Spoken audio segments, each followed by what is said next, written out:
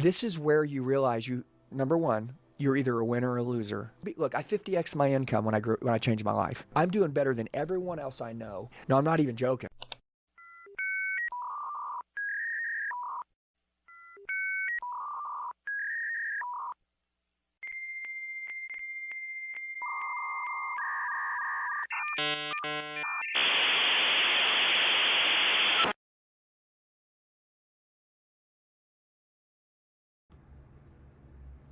Okay, it's gonna sound terrible. I just realized my mic is not plugged in. So I'm using my laptop mic, which probably sounds like garbage. How's everybody doing? How y'all doing tonight? Not well. Help me. Okay. I should be able. That's probably much better. Hi, everybody. How are we doing? Welcome back. Welcome, welcome, welcome. Let's get this party started. I'm trying to get the chat box on the screen. Oh my God, it's like I've never done this before. What is up? Aaron says, hey, Waterloo sparkling water and tropical fruit. That sounds delicious. I am back. I am here. I am ready to live stream. And we are back on the what's everyone drinking tonight train. I have my tried and true, a classic, if you will, President's Choice lime flavored sparkling water. Delicious. I can't get it open. Help.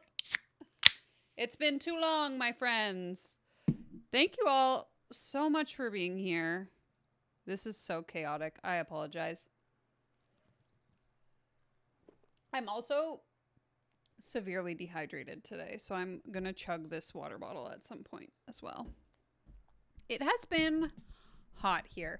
I was away for a couple of weeks, as those of you who watch my YouTube channel know. And if you follow me on Instagram, you might have followed along. I was in Ontario visiting my family for a little bit over a week. And it was really hot there. But even here in BC, it's been like pretty unseasonably warm. Today's a little bit better, but like when you're in the sun, oh my God. I had to walk the dog. Unbelievable. Way too hot. I need to buy AC. Thank you so much, Amy. Amy says, share your millionaire secrets. Bubba haircut donation. You know what? I think Amy is single-handedly paying for Bubba's haircuts at this point. Thank you so much. I really do appreciate it. And if you want to know how to get rich, you're in the right place. And all I have to say to that is I'm trying to find a good one. This one. This is one of my favorite sounds. A podcast is the greatest education you can get. A podcast is the greatest education you can get. And you actually know what's even better than a podcast? Listening to me yap on live stream for 2 hours every week. Excellent opportunity for me to disclaim that it's not that serious, guys. This is just me. I'm just a little dumb idiot on the internet. I'm just sharing my opinion. It's not that serious. If you don't like it, that's okay. We don't have to be friends. I don't need you to like me, okay? Aaron says, I'm extra poor now. I'm not saying it's because you took time off, but I'm not saying it's not because you took time off. You know what? I'm so sorry. I'm so sorry that I had to do that to you. And I'm just really happy to be back and to be able to give you this piece of advice. Either get there or die trying, but damn sure don't be average. Don't be average, guys. Being average is for losers. Making six figures, also for losers. Today we're going to be learning how to become millionaires because 7 figures or bust. That's all I got to say. Suzanne says, water when it's hot. I usually drink either coffee or sparkling water. Me and you should be friends. Those are my 2 favorite beverages, sparkling water or coffee.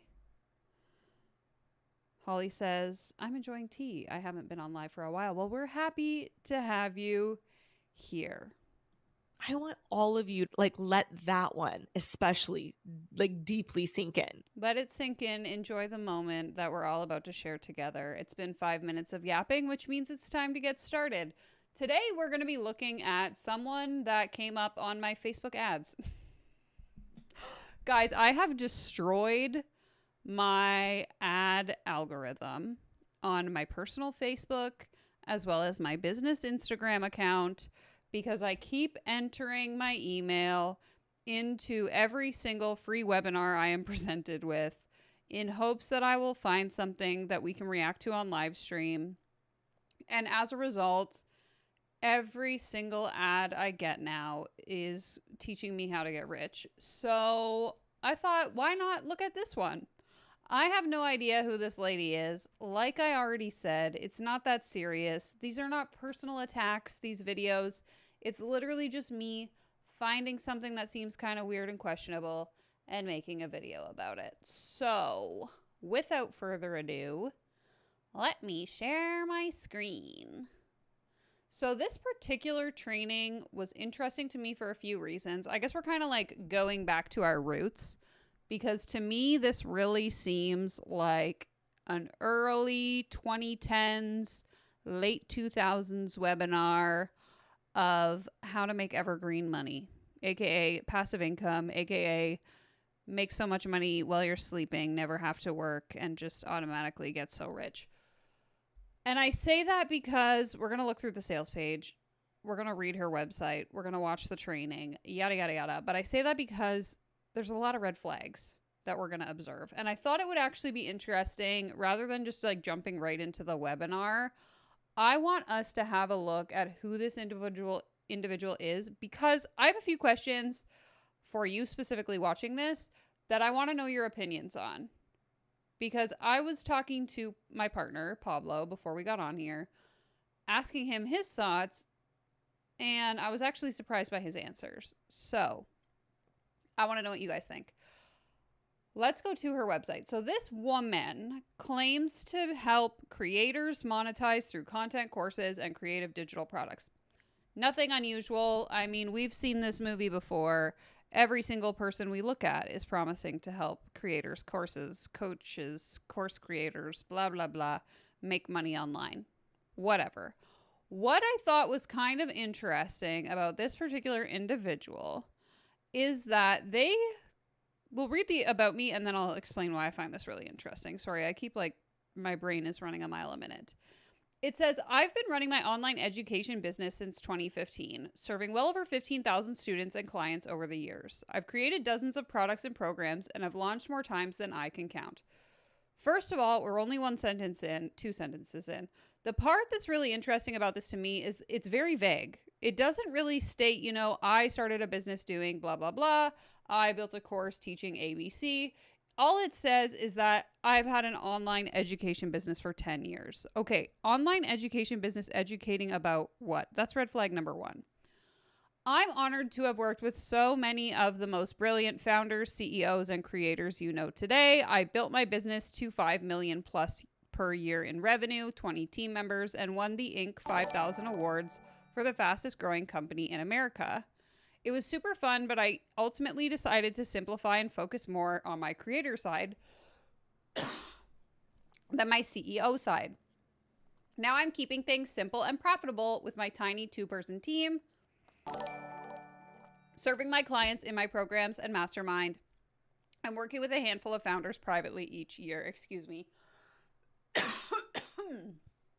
I share resources, podcasts, newsletters, and blogs about building a simple $1 million business, content marketing, launching, blah, blah, blah, blah, blah, blah, blah. Okay, what is happening? Oh my goodness. Pablo Eater, what have you done? Don't you know we have bills to pay? I'm just kidding.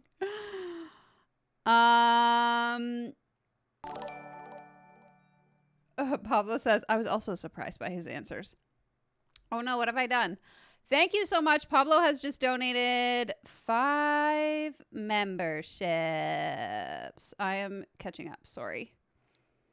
5 memberships. So welcome Claire, Cody Ann, Zurify, Mr. Info, and Marette to the membership. You now have access to fun little emojis, such as baby baba emoji. So if you want to put the baby baba emoji in the chat, you can do so right now. Thank you so much, Pablo. As I was saying about Pablo's comment on this lady, I find it very, very interesting, if you will, that there's nothing, in my opinion, that really validates any of this. Like those of you that, for example, again, I usually speak about myself as an example only because I don't want to like point the fingers at anyone else. But if you want to, insert other person on the internet that you admire, feel free to do that. My point is, when I talk about my story, for example, how I became a content creator, I always start with, I used to work a job doing XYZ. Then I opened my yoga business. I started creating content for that yoga business. I connected with brands that way. That's kind of how, the content side of things followed.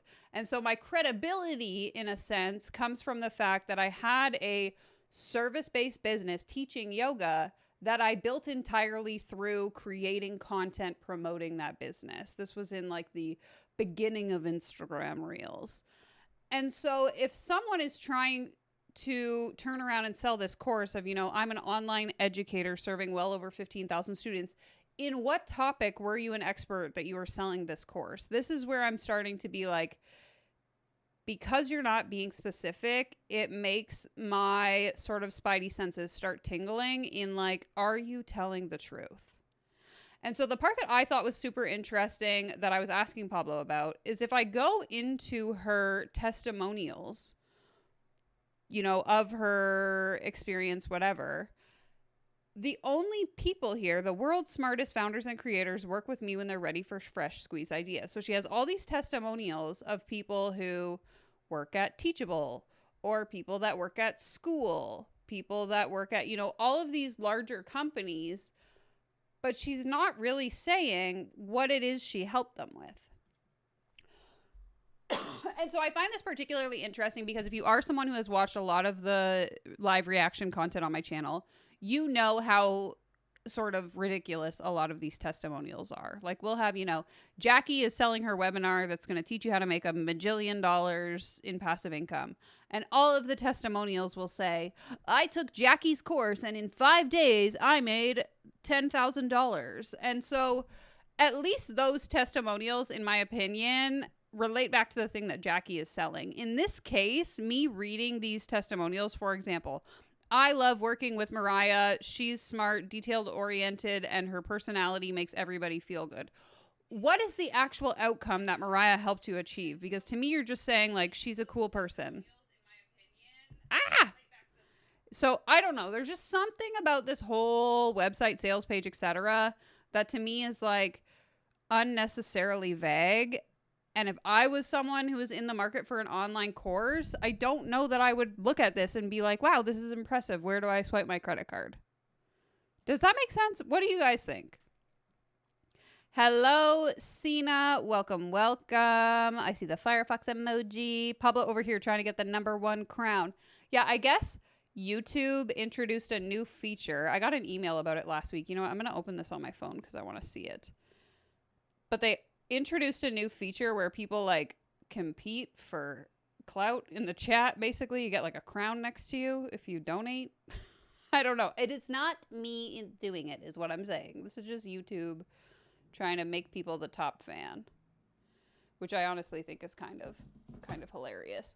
Aaron says, are they real people? So some of them, yes. I did look them up on LinkedIn to verify. So they are real people, but I just don't understand what she helped them do.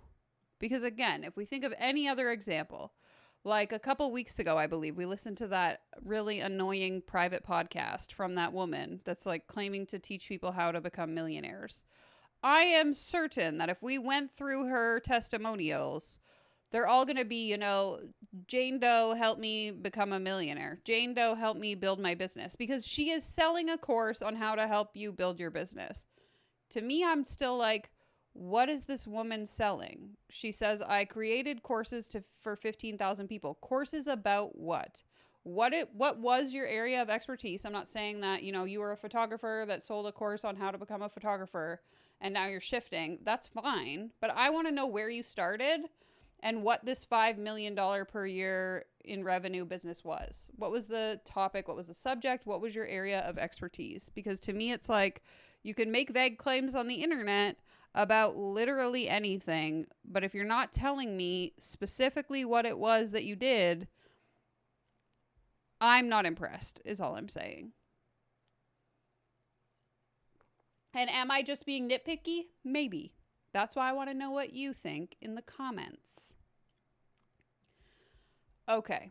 Anyways, we can go back to her sales funnel, which is the reason why we're all gathered here today. And as you will see here, we are in this webinar, a free webinar where we will get $876, very random number, worth of bonuses and savings before this offer expires. Learn how to make daily evergreen sales of your courses and digital products. Watch the training before it expires. So we'll go ahead. We'll give this a watch. If it's boring, she also has a podcast we could try. Like I mentioned at the beginning, if you missed it, this came up on a Facebook ad, and that's how we ended up here. So if it's terrible, which it probably will be, I do apologize in advance. So let me know how the sound quality is. With a completely clear calendar, my name is Mariah. I am your host today. I am so excited. So let's dive straight into the workshop. All right, so let's go ahead and get started. Today, we're going to talk about getting into the mindset of making sales 24/7, having course sales coming in all throughout the day. We're going to talk about my low to get to premium program product suite. I'm going to show you the evergreen funnel that has people buying multiple products from you within minutes. And we're going to get into my 3x micro content revenue routine for daily course sales, all with 0 sales calls, no Zoom calls, no DMs, a clear and spacious calendar, the ultimate luxury. If we haven't met before, hi, I'm Mariah. I'm a course creator, strategist, podcast host. I'm obsessed with creating a spacious life and business. I've been doing this for over a decade now, selling courses and digital products and coaching and everything you can imagine, right? From $20 workshops to $20,000 programs and everything in between. I've been doing this for a very long time, and I'm very excited to show you what is working right now. Okay, but again, what were you selling courses and coaching on? Like, would it not, I know I'm talking in circles, but would it not make more sense for me to be like, I was a nutritionist? Like, there's that lady, I've looked at her a million times on this channel. She sells courses on how to build a course, but her backstory is that she was a nutritionist and she sold an online course about nutrition, and then she scaled that to multiple 6 figures and then became, a how to create courses content creator. So it's like, why are we not telling us? Why is this a secret? That's what's really like, immediately I don't like it. So like I said, I've been doing this for over a decade. I've been selling courses in B2C niches even longer than that. I've worked with some of the smartest creators and founders. I'm sure you recognize some of them here. The founder of Teachable says I'm the most significant voice in the online course space. The founder of School says I highly recommend working with her. And I've also worked with thousands of students and clients just like you, founders, course creators, CEOs, digital product people. You name it. I've worked with over 16,000 clients and students at this point over the last decade. So been doing this a long time. I scaled this business to over $5 million a year, and we became one of the fastest growing companies in America. I have course creators and CEOs in my programs and my private clients doing 2 million, 10. And sorry, for further context, I looked this woman up on LinkedIn, and it doesn't, because I thought, oh, maybe she used to work for School, or maybe she used to work for Teachable, because those are both like online course platforms. No, her work history is her company, but even on LinkedIn, it doesn't say what her company does. So are we selling air? I don't understand. $10 million, $100 million a year and up. This workshop today is specifically about how we shifted to 24/7 nonstop evergreen sales of our courses and digital products across every price point. I today am going to be sharing some of my own results with you in the context of this workshop for educational purposes only. So my results are not typical. The average person is not going to see these same results, right? That's because I've been doing this for over a decade. I have a ton of experience. I've been building these skills for a really long time. I've been nurturing my audience for, years and years and years. So I want to share these lessons with you and these learnings with you, but not imply that you're going to do the same, because I've been doing this for a really long time. Okay, super interesting. I wish I had screenshotted the ad that I got, because it's very, very, very interesting to me that we are enticing people to sign up for a webinar where you are going to learn how to have 24/7 nonstop course sales from an evergreen funnel. But then once you're in the webinar to say, oh, these results are actually not typical. I'm just sharing my experience. I'm not saying this is possible to you. I'm not implying that, but you are kind of implying that. It's like a weird loophole. Very, very interesting. Now, I have been the queen of high ticket. I invented the concept of high ticket without sales calls. Now you see a lot of people talking about that and doing that. When I started doing that in 2017, I was told it was impossible, and I set out to prove the industry wrong and ended up creating a system for selling high ticket without sales calls. Also super interesting that she's staking claim to this, because those of you that have heard my story a million times, the very first webinar that almost hooked me in was not a sales call. It was a webinar selling a $1,000 online course, evergreen sales funnel I learned after the fact. One of those pre-recorded webinars, just like the one we're watching right now, except it also had like a fake chat and all of that good stuff, saying that almost sold me on a $1,000 offer. So all that to say, I am not buying that this woman created high ticket without sales calls. I think people have been selling high ticket without sales calls for a long time. So that is a bold claim to be making. Allegedly, in my opinion. I've taught that system to thousands of coaches. Yes, anyone else out there that you see talking about it, they learned it from me, right? And being the CEO of a company with 20 team members and hundreds of hands-on clients, it was super fun. But through that experience, I realized I'm more of a creator founder type than a CEO manager type. So now my business looks really, really simple. I work less than 12 hours a week on average. We do about $1 million a year and focus on profit margins rather than revenue. No Zoom calls on my calendar, 100% asynchronous business, which is the ultimate freedom. Tiny team of just me and one other person, and really focusing on time freedom, schedule freedom, less scale. This is what my course sales look like while my calendar. Okay, super interesting as well. This is like a common theme. I think many of us who have our sort of thumb on the industry have been noticing is people's alleged desire to no longer scale these massive businesses and instead say, you know, I'm living the soft life. I only want to have $1 million business, $10 million business. I don't want that. I only want a $1 million business. Team of 20. I don't want that anymore. I just want a team of 2 people. Rather than, I don't know, actually admitting that your business isn't doing as well as it used to be. And I'm not saying that's what happened to this woman. I'm just saying it's a common theme I'm noticing. Rather than people be transparent about the fact that maybe their business isn't doing as well as it used to be, they instead want to reframe it, as if like, oh, this is an intentional choice that I made to scale down my business and just like build something smaller. Meanwhile, 5 years ago, they were like, oh, let's all make $1 trillion. I'm going to make $100 million business. Blah, blah, blah, blah, blah, blah, blah.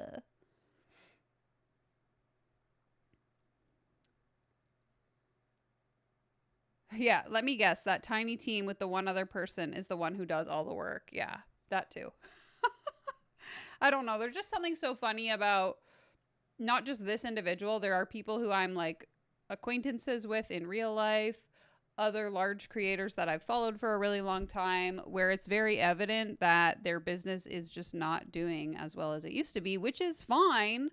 But rather than say that and say like, I'm going to pivot because things just aren't working anymore, they try to like reframe it as if it's an intentional decision. I mean, how many of the like big name coaches have we seen sort of floundering these offers that used to just print money for them, and now they're selling the same thing at a fraction of the cost? You know who I'm talking about. Come on. looks like this. Pure unscheduled bliss. That's how I like to keep it.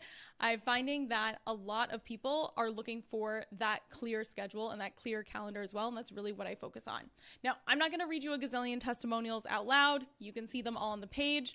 I've helped thousands of people with their evergreen funnels, selling more courses, all that good stuff. You can see that all there. What I'm noticing now is a huge shift happening in this industry. People are finally prioritizing their lifestyle and time freedom over those arbitrary revenue milestones. Now, this is a shift that I made in my business years ago, and I'm so excited to see that this is catching on and that more people are making the same shift. Let me guess. You pioneered having time off from work too. I was the first person ever to take a vacation from my business. And then I trademarked it. And every other coach that you see having time freedom is because of me, because I taught them what time freedom was. Get a clue. Your calendar is more powerful than the striped screenshots that we're all sick of seeing, right? Who cares if you're making 100K a month if you're doing it on back to back to back to back sales calls, client calls, team calls all day long, and you don't have any time for yourself? That's not what we're looking for, right? We have two goals: consistent sales and a clear calendar, to create that stable calm that comes with an evergreen funnel like I'm going to show you today. Okay, step one is getting into the mindset of 24/7 sales. You might unknowingly be sabotaging your daily sales. Now, everyone that I talk to, they say they want 24/7 sales. They say they want evergreen sales rolling in all day long. They want those cha-ching notifications on their phone, right? Everyone says they want that. Very, very few people are actually acting according to that desire. So you have to decide, before we go any further, before I show you the product suite and the upsells and the funnels and all the tactical stuff, you have to decide that you're willing to make a decision and act according to that decision. The way you show up in your business when you are making sales all day long, right? Sales coming up on your phone, sales popping up. Yeah, guys, if you want to manifest sales in your business, you got to just act like you already have sales in your business. That's really the secret. You wake up, there's already sales come in for the day. The way you show up when that's happening is so different. You have this momentum, you have this confidence, you have just this really high vibe, right? The trick is that you have to start acting like that before those sales start rolling in nonstop. I know, so annoying, right? You actually have to step into acting like that before it starts happening, because then that can follow the actions that you're taking. Now, this is going to require you to step into being that person that makes sales all day long, no matter what. Even if you're not there yet, you have to start showing up like that, which I'm going to show you how to do today, so that you can allow that to happen. Now, last summer, when I implemented this, I made a decision and I started acting accordingly every single day. This wasn't a wish. This wasn't like La La Land. Oh, I hope that this happens. Oh, I'm so high vibe. This was a decision that I made. I decided I am going to be making nonstop sales every single day. That's the feeling I want to have. That's the type of business I want to have. That's what I expect. And then I started showing up every single day for that goal. Okay, but aren't we learning how to make sales on evergreen without having to work all the time?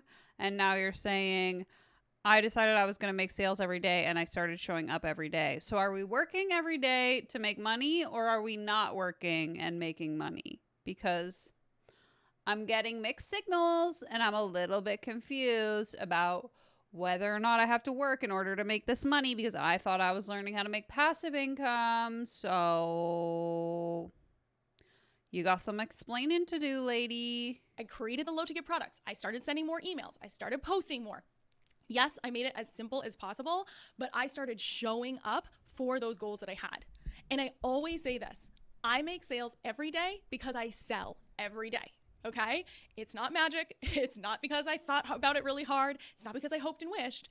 I make sales every day because I get out there and I sell every day. Okay? And I have the systems in place to make that as simple as possible. So after selling on Evergreen and having Evergreen funnels, every different kind you can imagine for the last 9 years, right? Webinar funnels, low ticket funnels, high ticket funnels, application-based funnels, limited time offer funnels, every type of funnel you can imagine, right? I've been doing that the last 10 years.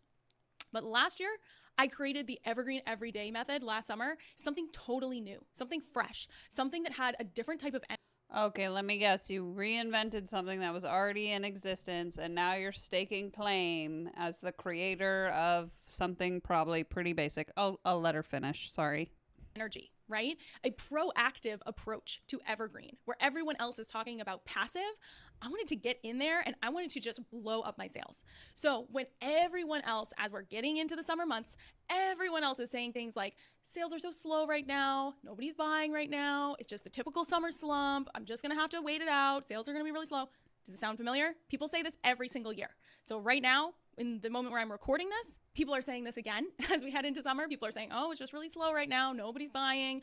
It's the typical summer slump, blah, blah, blah. People said that last year. They said it the year before that. They said it the year before that. They say it all the time. It is such BS. It does not need to be true for you just because other people are saying that. Are people saying that? I don't know. I feel like I'm so nitpicky, but I'm not saying that. I mean, Q2 for me was the busiest I've ever had, ever, in the history of business. So I'd be curious, those of you in the chat that have businesses, are you experiencing a summer slump? Is that a thing that people, like, I feel like some businesses are booming in the summer. So I don't know. Maybe I'm not the target market, clearly, but I'm just a little bit confused by that sort of overarching assumption that everyone is complaining that sales are down this time of year. Sales do not need to be slow. They do not need to be slow in the summer. They do not need to be slow over the holidays. They do not need to be slow at any time of year, okay? So true, and you can't Harrison. let other so people's true. mindset and their limiting beliefs stop you from going all out and getting the sales that you want to make, right? And this is what I decided. I said, you know what? I can either fall into the same mindset that I see everyone else online is saying, oh, it's just the summer slump, it's slow, nobody's buying, things are so uncertain. It's always going to be something, but you get to decide what you do with your business. So you can step up and start making more sales and taking a proactive approach to it, or you can just let that happen, right? Of course, I know that you want to step into it and make it happen. Now, the only thing between you and 24/7 sales, nonstop popping up on your phone, fear. You will sabotage your sales if you stay stuck playing small, worrying about everyone else's opinions, worrying about what Susie's going to say about you, worrying about what this person over here is going to say about you, worrying about, oh, that person on my story is going to stop following me, right? If you're worrying about everyone else's opinions, especially if you fall into the trap of the fear of selling too much or being salesy, hello, you run a business. I run a business. We're not out here just doing this for fun, right? It's a business. Exactly. That's I actually agree with what she's saying here. I think a lot of the times if we are experiencing, slower sales, inconsistent income, it a lot of the time really does come down to us not being willing to show up and sell. I'm just not convinced that it has anything to do with like the time of year.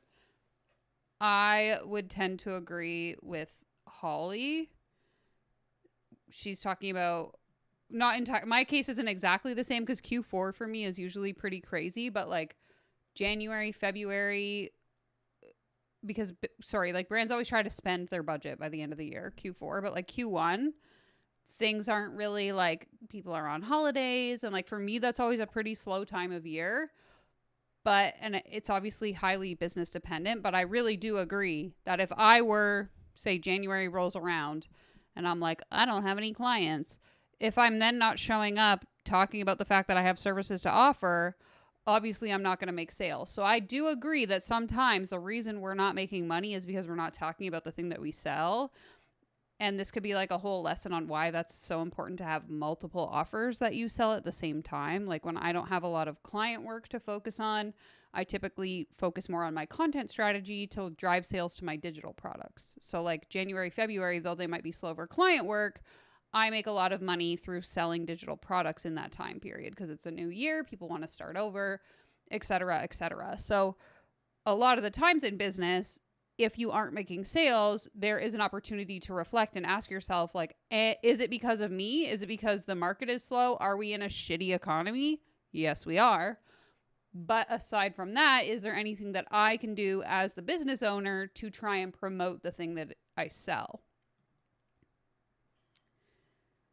For sure. Service and product-based businesses might be a little different. Totally agree. And I really just think like, regardless of whether you're selling a product or service, ultimately, if you aren't telling anyone about the thing that you sell, that might be the reason you're not making sales. I remember like learning this back when I had my yoga business. It's like, I always assumed, or at least in the beginning, I assumed like, well, people know I'm a yoga teacher. Obviously, they know that I sell yoga. yoga classes.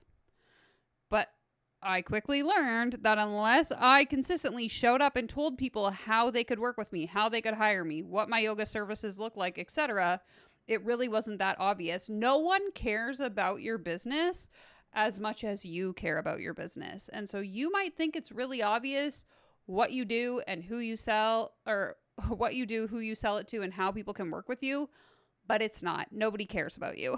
Nobody cares about me either. Unless you are persistent and consistently showing up saying, this is the thing that I sell, this is how you can buy it, this is why you should buy it, blah, blah, blah, blah, blah, blah, blah. So that is like a huge barrier, I think, as to when people are experiencing low sales, aside from external factors like the economy. That can be one of the key reasons why people aren't making sales. She only works 12 hours a week. That could be the problem too. If you're struggling with sales in your business, maybe you should try working full-time hours. Erin says, people tell me I could sell what I make, and I have to say, I do. Exactly. It's like, it might be obvious to us that we sell this thing, but a lot of people have their own things to worry about, and they don't realize what the heck's going on. John Mark, welcome. I am drinking a lime-flavored sparkling water. Okay, let's continue. So this fear of selling too much, being salesy, what are people going to think about me? That is killing your sales. The first thing we do in Evergreen every day is get your mindset right. The first thing we do before you start building out products, before you start building out upsells and funnels and all the tactical stuff, first thing you do is get your mindset right, because your mindset will kill your sales before the tech or the funnels or anything else as ever does, right?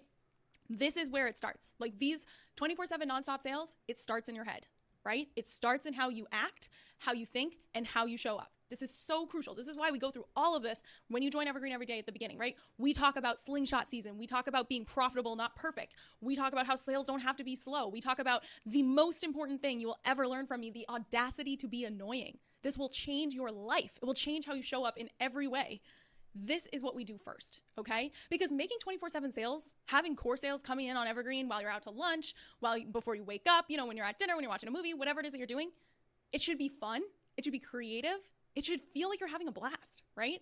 So I want to help you shift your mindset so you can set yourself free. You can stop the self-sabotage of, oh, this person's going to be annoyed with me, or, oh, I'm sending too many emails, or, oh, this and that and the other thing, right? And instead, start showing up and making the sales you actually want to make, unapologetically.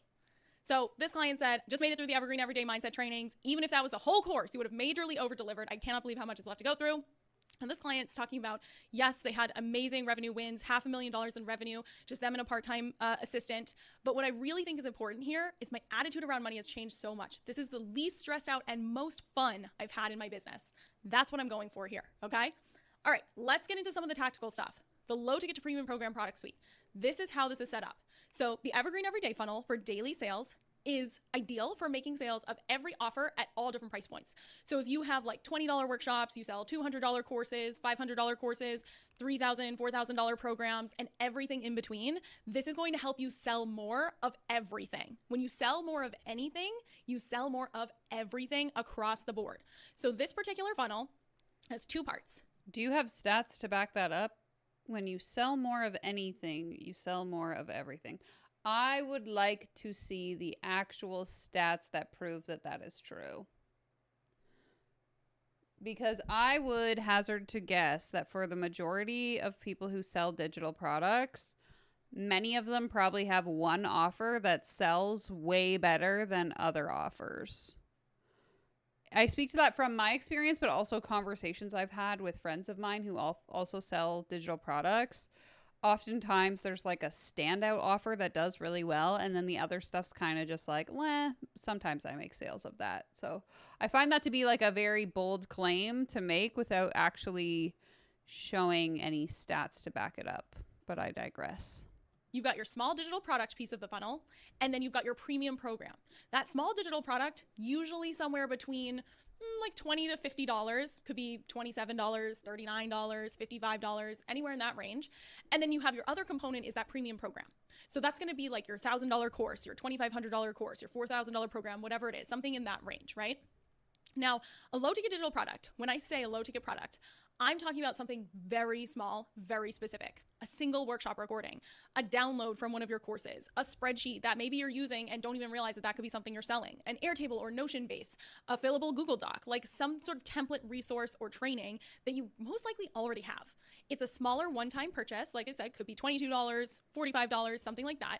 And it's usually a micro topic that then leads to your premium program. We're going to talk about that. So when I went to go create this funnel, when I went to go create my low ticket products to create my evergreen everyday funnel, what I did is I just looked in the courses and the programs that I already had, right? I already have an archive of courses. I didn't need to create anything new. I just went and looked in and pulled An archive of courses from a business that I've been incredibly vague about, and I'm never going to actually tell you what that business was. out a few of the workshops, a few of the trainings, a few of the templates and resources and sold them individually as low ticket offers. So you don't need to create anything new. I wasn't like racking my brain being like, oh, I have to come up with something from scratch. I have to, spend all this time on it. No, this is something that you most likely, if you're watching this, already have the pieces. You just need to understand what strategically makes the most sense to pull out of your signature program or your course and then make it into that low ticket offer. So in this funnel, we're going to have 2 low ticket offers, 1 premium upgrade offer. Okay. Here's what this looks like. Now, this can be any combination of price points. I'm going to show you a few examples. You're going to have your low ticket entry point offer. That's what I call product A. You're going to have your low ticket order bump. That's your second low ticket offer. And then you're going to have your upsell or your upgrade premium offer. That's like your $1,000 course, your $2,000 program, whatever it is, right? Now you can see here, I put some prices on here. $29, $19 order bump, $4.99 course upgrade. It can be any combination that makes sense for you. And we talk about this in Evergreen every day. You might have a $47 low ticket product with a $99 order bump and then a $9.99 upsell or upgrade offer, right? In this example, you might have a $19 low ticket product with a $29 order bump and then a $3,000 upgrade offer. Any of these combinations can work, right? Now you're going to see me publicly, looks like I'm selling a lot of low ticket offers publicly, right? If you look at me from the outside, it's like, okay, Mariah's selling a lot of low ticket offers. That must be what the majority of her business is. Very true. This comment says you still need something people want to buy, and you need to be like a trusted authority in that space. I understand that Facebook ads, Instagram ads, that kind of thing can work for some with the like low ticket offers that she's speaking about, anything that's like less than $50. People may be inclined to impulsively buy that. If I know, want to learn how to grow on Instagram, and then I get recommended this ad of this woman who's like, oh, buy my $50 training on how to grow on Instagram. I personally wouldn't buy it, but there are people out there that would impulsively buy something like that. So that I can see. But generally speaking, if I want to be able to make a consistent income from digital products, sort of evergreen offers, I really believe that you need to be a trusted authority in that space and that you are selling something people actually want to spend their money on 100%. But please understand that behind the scenes, the core profit generator is that premium program, that premium upgrade upsell product, right? Now, some people ask me, can I just sell low ticket, just the low ticket products, like nothing on the back end, no upsell, nothing going on, I don't have a premium program. I'll be super honest. The economics of only having low ticket products without that premium program, it's not super realistic or profitable for most people. Again, also,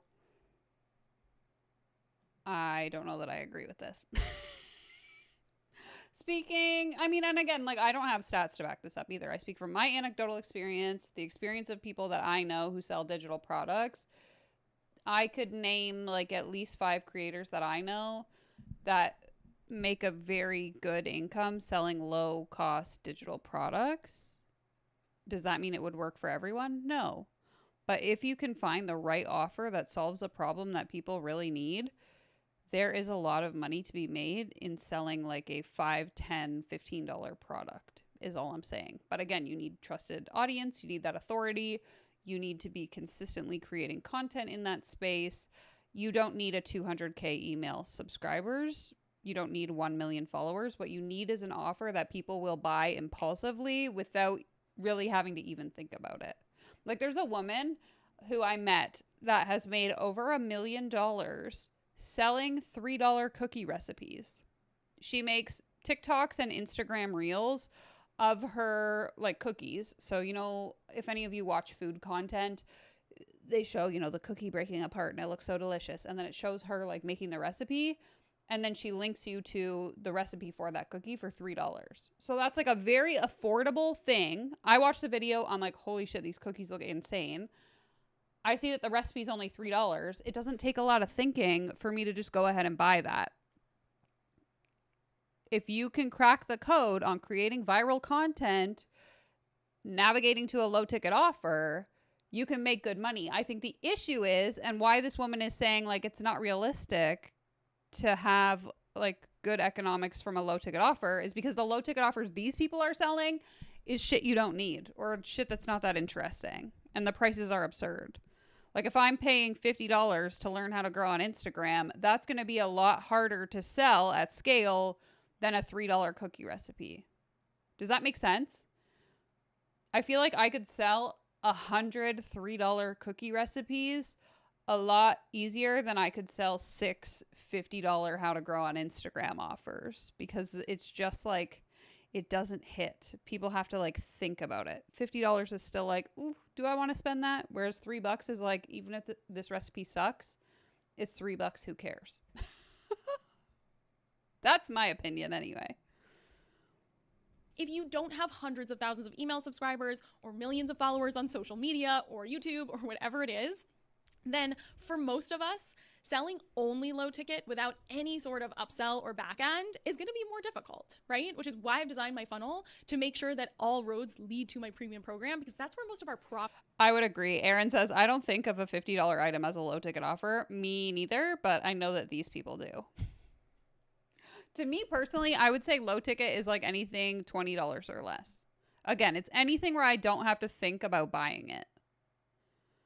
Like I sell a $5 bookkeeping spreadsheet, and I feel like the reason why that product has done so well is because the majority of people don't have to think about buying it. Because if you spend $5 and you never use it, you're not going to be like, oh my God, I'm in terrible debt because I bought this $5 template.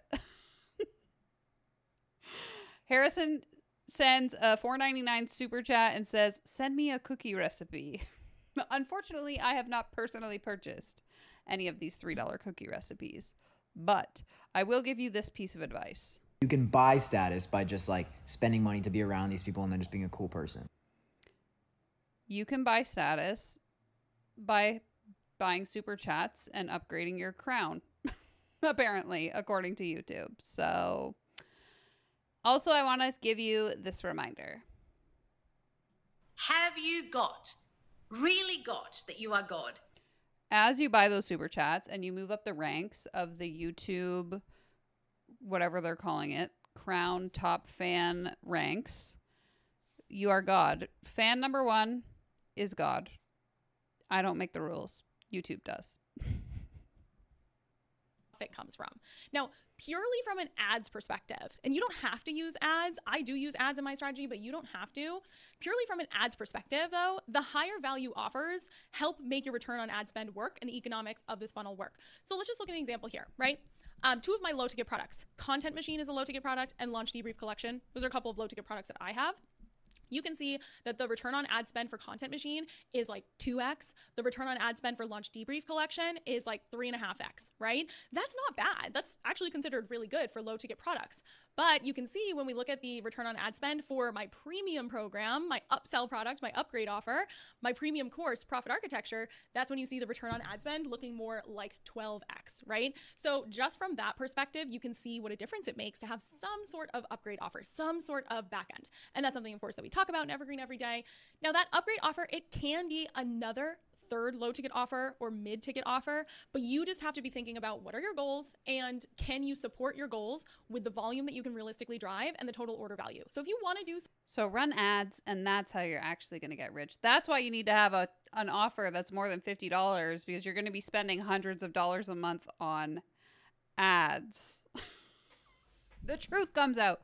I feel like I talked about this a couple weeks ago, but I actually reached out to some people, or I posted on Threads asking whether or not it would be worth it for me to run ads to my $5 bookkeeping template, because it sells so well on TikTok to people who don't follow me. They don't know me. I have no rapport with them. They just see a singular video of mine that has happened to have gone viral. They immediately buy because the price is so low. So I thought if it converts so well organically, wouldn't it make sense to put ad spend behind it on Facebook and TikTok, because I could still get that conversion? And essentially the consensus was from people who run ads that the only way it would make sense was if I was funneling to a higher ticket offer that could sort of like absorb the cost of the ads. Basically saying that my cost per click or cost per conversion actually would be more than $5 per conversion. So I would actually be in the negative. This is like, sorry if you're bored. But all that to say, what she's saying is the reason why you need a high ticket offer is because you're going to be spending so much on ads. That's what I'm taking away from this. So I'm reading between the lines here. Harrison's comment here says, that $5 is what got me in the Cool Kids Club. Imagine if you spent $20 to join me, Suzanne, and Tom every month in the billionaire tier, which, by the way, It's not a pyramid scheme. It's not even a scheme per se. the billionaire tier is not a scheme. The membership on this channel is not a pyramid, but It sounds like a get-rich-quick scheme. Yes, thank you. You will get rich quick. We all will. we're all going to learn how to get rich. That's what we're doing there, in case anyone was wondering. Click the join button to learn more. Something that's like a $29 low ticket offer, a $19 order bump, and then a $99 upsell or upgrade instead of a $1,000 or $2,000 upgrade, you absolutely can. You're just going to want to think about how much it's going to take to get to your goals. Now, why does this work better than giving away freebies? Well, in my business, I don't give away freebies. I have these low ticket offers working for me 24/7, right? Because I want to be building a list of buyers, which means I'm more focused on quality over quantity. I have an email list of people who've purchased from me before, more likely to purchase again. It also allows you to recoup your ad spend immediately. You're not waiting weeks and weeks to see if you're going to get your ad spend back later on. You will know instantly, right? And you can break even right on the front end. And the conversion rate from a low ticket product to your upgrade offer is going to be higher than someone who just comes in through a freebie, right? Low ticket offers do attract premium buyers when the topic has been reverse engineered to lead to your premium program. This is so key. The same client that is buying a $29 workshop is definitely also buying $2,000, $5,000, $10,000 programs. Yes, Erin is asking, is this webinar a freebie? It is indeed. So the irony is not lost on me. As long as this is done intentionally. But here's the thing. The design of that low ticket entry offer is very crucial. As you can imagine, that's how most people find you. It needs to be strategic. It needs to be reverse engineered. It needs to be on purpose. Most people mess this up. When I look at what they're using for their low ticket offers in the hopes that they want people to eventually join their other programs, they're doing it backwards. They're missing a hook, right? They have no hook. They completely overstep their low ticket offers, leading to overwhelm, not action. They make it way too long, which means that people are not moving from their low ticket purchase to the next step. In a couple of hours, it's taking them months or longer, right? And then they wonder, why am I not getting any premium upgrades into my courses? I have a low ticket offer. Well, it's not enough to just have a low ticket offer. It has to be strategic. It has to be well thought out. So in Evergreen Every Day, we make sure that your low ticket offer is strategically designed to lead to more sales from the get-go. So we're going to help you create those profitable products that people love to buy. What makes a successful low ticket offer? What makes a successful order bump? What about the upgrade offer? How does it all work together? That's all stuff that we cover in Evergreen Every Day. This low K-Bird says, I can't imagine going from $29 to $2,000. I guess you'd be surprised because apparently it works for everyone. low ticket to premium combo is so powerful. This is how you get a mix of sales at every price point coming in all the time, right? Sometimes you're getting $20 sales, $40 sales, and then you get a $1,000 sale, a $2,000 sale. And it's just all mixed together. It feels really good to just see different sales at different price points coming in all the time. Just like our client here says, I'm averaging 35 leads per day and turning a small profit, and the core sales are coming from this funnel, increasing return on ad spend. Okay, so let's look at the evergreen funnel that has people buying multiple products from you within minutes. In our world, it is not unusual for people to come in, find us for the very first time, they've never heard of us before, buy a low ticket product, something like a $20 workshop, a $50 template, something like that, and then upgrade into our premium $3,500 program within minutes or hours. So if you check out these timestamps, you can see here that someone found us at 3:30 p.m., purchased a low ticket product, and then by 6 p.m. upgraded paid in full for my most premium program. Same thing right here. You can check out these timestamps, right? 5:55 p.m., someone buys a $22 workshop from seeing an ad on social media, never having seen us before or heard of us before. And then by 6:04 p.m., so 9 minutes later, has upgraded into our most premium program. My guess is these like low ticket trainings. Yeah, because it's a master class. I'm trying to see. Does it say? Like, my guess is they're buying a webinar or like a master class that then has a sales pitch at the end. And that's why it works. So that's why you see someone jumping from like a $55 offer into a $3,000 offer, is because the offer that they bought, which personally I would be pissed with, is actually a pitch. So it's something similar to what we're watching right now, where they're like teaching you something, but it's really just a sales pitch for the offer where they're actually going to teach you the thing, which are they? That's questionable. Same thing here. At 10:08 a.m., buys a $22 workshop, adds the order bump, it becomes a $200 sale, and then within 30 minutes has upgraded to our most premium program. This is not just me. This is what we've created with the Evergreen Everyday funnel, is making it seamless and fun for people to upgrade to your premium programs within minutes, hours, or days, right? Just like this client here says, I opened my computer today to find a surprise sale of my signature program. Thanks to the Evergreen Everyday funnel I put in place, it works. So how are people going from buying a $22 workshop to investing over $3,000 into our most premium offer, within minutes, right? How is this happening? What's happening between point A and point B? This is the Evergreen Everyday funnel. This is what we teach. So it's that low ticket to premium program funnel, from low ticket product to your premium offer, whatever that is for you, your signature course. It can be, again, for some of you, premium is going to mean $500. For some of you, premium is going to mean, it could be something like $2,000, $4,000. It depends on your niche. But this is how we create hundreds of low ticket sales and those upgrades coming in within minutes or days, right? Rule number one, you have to make it fun and easy for people to buy multiple products and programs from you within minutes. It has to be fun and easy. This is what we do in the Evergreen Everyday funnel. I think that people think fun is not a strategy. I'm telling you that it is. When you make it fun and easy for people to buy from you, then everything changes. Instead of keeping things back behind closed doors and having things be, oh, you can't see this over here. Oh, this is hidden over here. Make it fun and easy for people. So in a really brief overview, we've got our low ticket entry point. We talked about our low ticket products, right? It could be a worksheet, it could be a template, it could be a workshop, anything that you have, you've pulled out of your main course. We have your low ticket order bump. That's a second low ticket offer. And then we have your upsell, upgrade, premium offer. Then, and we don't hide this behind anything. It's not like, No. Oh no, why isn't it working right when we're getting to the good stuff? Let me just click refresh here, BRB.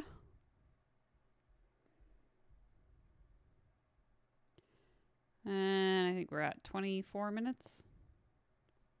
the next offer until 3 weeks later. Nope, they see it right away.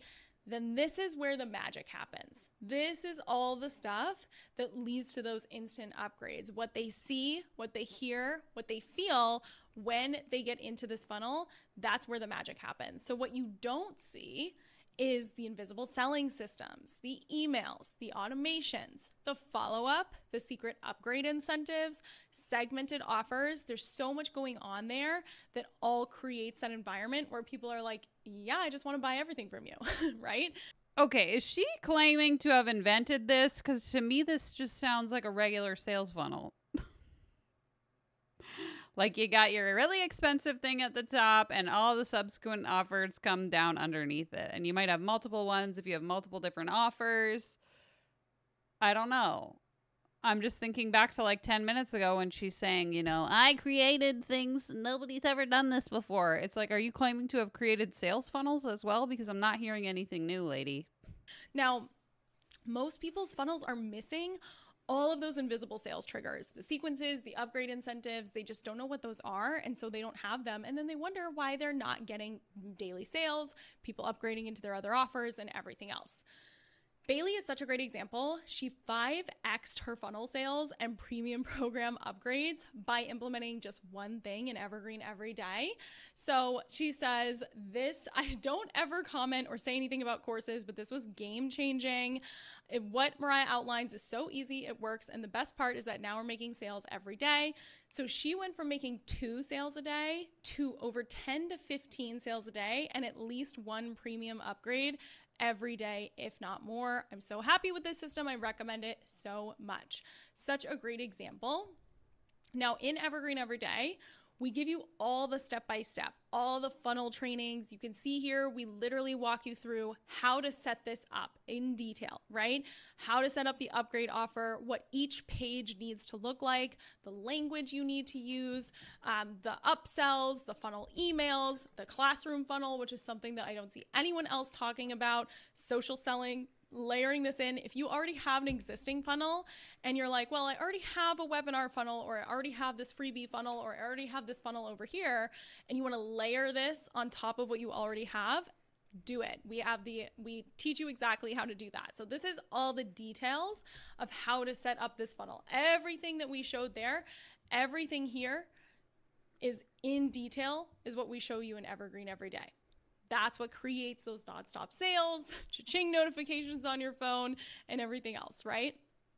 Okay, so let's get into the 3x micro content revenue routine for daily course sales. This is where things get fun. This is where the magic happens, right? You've set up your products. You've set up your funnel. Now we need to breathe life into it. We need to put energy into it, and we need to activate it. Now, I drive traffic to my low ticket products through organic content, and I use some paid ads. I think it's mostly paid ads. We'll go to her Instagram after, but I'm going to guess the majority of her traffic is coming through paid ads. There's been times in our business where we don't use any paid ads, we just do organic. There's been times where we use more paid ads, not doing so much organic. For the most part, I always like to have a mix of both. I think it just makes the most sense. But you don't have to use ads. It's totally optional, right? I don't think of these as two separate processes, though. A lot of people think, okay, I have to create content, and then separate from that, I have to come up with like ad ideas. I think of this as all the same. I am so keen on repurposing. It is like my life. I repurpose everything because I hate to say it, but I'm pretty lazy. Like, I love to work on this stuff, but at the end of the day, I don't want to spend my life doing this, right? I want to set it and forget it. I want to just have it be something that I set up, and then I want to repurpose right from there. So I repurpose my content into ads. I take my micro content, which is tiny pieces of content. Think something like the length of a single email or a caption under an Instagram post, something that's we're not talking essays, we're not talking long form, we're talking like short and sweet, right? I take that micro content and I turn what would be an organic social media post or something that I might send as an email, and I turn that into ads, right? Now, I'm not completely creating custom content for each channel, right? I'm not showing up in all these different places. I'm way too lazy to do that. I do what I call the 3x micro content strategy. This is something that I came up with where I put one piece of tiny short content, micro content, repurposed 3 times on 3 platforms, 3 times a week. You think you came up with this? Oh my God. This woman is giving like pick me energy. And I hate to say that, but it's like so annoying to me that she's acting like she invented everything. I have been using this. It's making me upset because like, okay, I have an email list, which I haven't emailed in over a year. I don't really have an email list anymore. I have it technically, but I don't use it. When I was actively using my email list in 2022 and 2023, I would literally take a post that I made for social media and transcribe it into an email. And did I invent that? No. I learned it from one of my friends who was already doing that, who probably learned it from somebody else. So many content creators will take the time to come up with the concept for a piece of content, and they will make it into a blog post, and then they'll make it into an email, and then they'll make it into an Instagram reel, and then maybe they'll make it into a full-length YouTube video as well. And maybe they'll post about it on Facebook or on Threads. Like, this isn't an original concept. In fact, I posted an Instagram reel today to my profile that was a thread that I posted 2 months ago that did pretty well on Threads. So I thought, rather than coming up with a new idea, why not just post this post that already did well on a different platform onto Instagram? So am I saying that I invented content repurposing? No, because I didn't. It's a concept that literally everyone who creates content uses. Why does this woman want to be so insistent that she invented all of these things that are just common business practices? I don't get it. To me, it's like ruining her credibility because I know that she didn't create these things. So for you to say, I invented sparkling water, obviously you would know I'm lying and you're going to be less likely to trust me. And that's the vibe I'm getting. Like, the more you're not telling the truth, the less likely I am to want to buy whatever it is you're selling. I don't get to what end. What do you have to benefit from lying? Or acting like you invented all these things. And like, hey, maybe she legitimately thinks she thought this idea up on her own. I just have a really hard time believing that. The smaller the better with this micro content. When I say micro content, like I said, I mean like the caption of a social media post, a couple of lines of content, a couple bullet points, a couple of sentences, maybe a paragraph or two, but we're talking like the length of a short email, not essays, right? The smaller the better, the more. Oh my God, your comments are killing me. Aaron says, that's a limiting belief, saying you didn't invent things that you didn't invent. Julia says, let's get rich by inventing our own formulas. Hello and welcome. If you want people to believe you can invent things, you just have to believe yourself that you invented things. So true. So true. Oh my God. This lady is something else. Let me tell you. More specific you can be, just sharing one teeny tiny idea in each of these, the better, okay? Not trying to have a whole dissertation here. So this is the 3X micro content. You can see I repurpose my emails. I take that exact same email, turn it into a post, turn it into a social media, whatever it is for you. This works on any platform. So if you use LinkedIn, if you use Instagram, if you use Facebook. Oh my goodness. Harrison donated $1.99 and says, I invented super chats. Buy my course. You know what? Drop a link. Honestly, I am just sitting here and the only sound that's playing through my head is this. You sit on a throne of lies. I can't believe a single word this lady says. It's just unbelievable. I wonder what she's going to claim to have invented next. Drop your guesses in the comments. Whatever you do, you can create your 3X micro content strategy. It's totally platform agnostic, which has been really helpful because I create content on a couple different platforms and my clients do too. Each of those pieces of content is going to have a call to action to one of your low ticket products. Now, you just have to do this 3 times a week. For me, I do this even faster. It's something that builds like a muscle. So the more you do it, the easier it gets. Now I can do this in like 10 minutes. 3 probably takes 10 minutes 3 times a week. I think when you're getting started, you're going to want to set aside 30 minutes 3 times a week to do this. You're going to be repurposing everything, but you can see how this sort of, blocks out on a calendar. Now I get it. You might be saying, Mariah, how am I going to post 3 times a week? That's a lot. That's crazy. How am I going to do that? I'm not even consistent right now. The key here is to not drive yourself crazy trying to come up with any ideas at all. You are not sitting down and coming up with content ideas. That is totally backwards. That is where everyone goes wrong. They think that creating content that sells is about sitting down and setting aside time to come up with content ideas. No.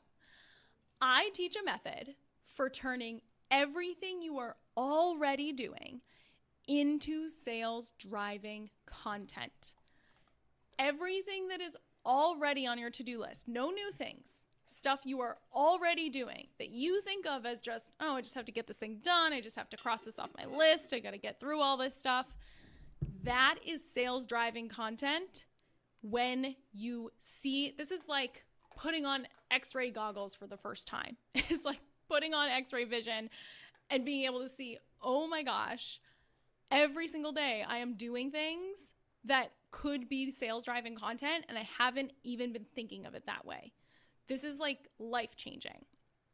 Every single person who sees this micro content strategy and sees the way that we teach how to create sales driving content, mind blown. This is the exact words I get over and over and over again every single day from my clients is mind blown, right? Amy says, I had to pause midway through the content is right in front of you to post this. My mind is blown. Annie says, I'm in the middle of the content is right in front of you and it is mind blowing. I can't wait to do this. Here's the thing. When you do this strategy, you are not adding anything new to your to-do list. I wouldn't ask you to do that. You're already busy. You're running a business. You have a lot to do. We need to make your life easier, not harder, okay?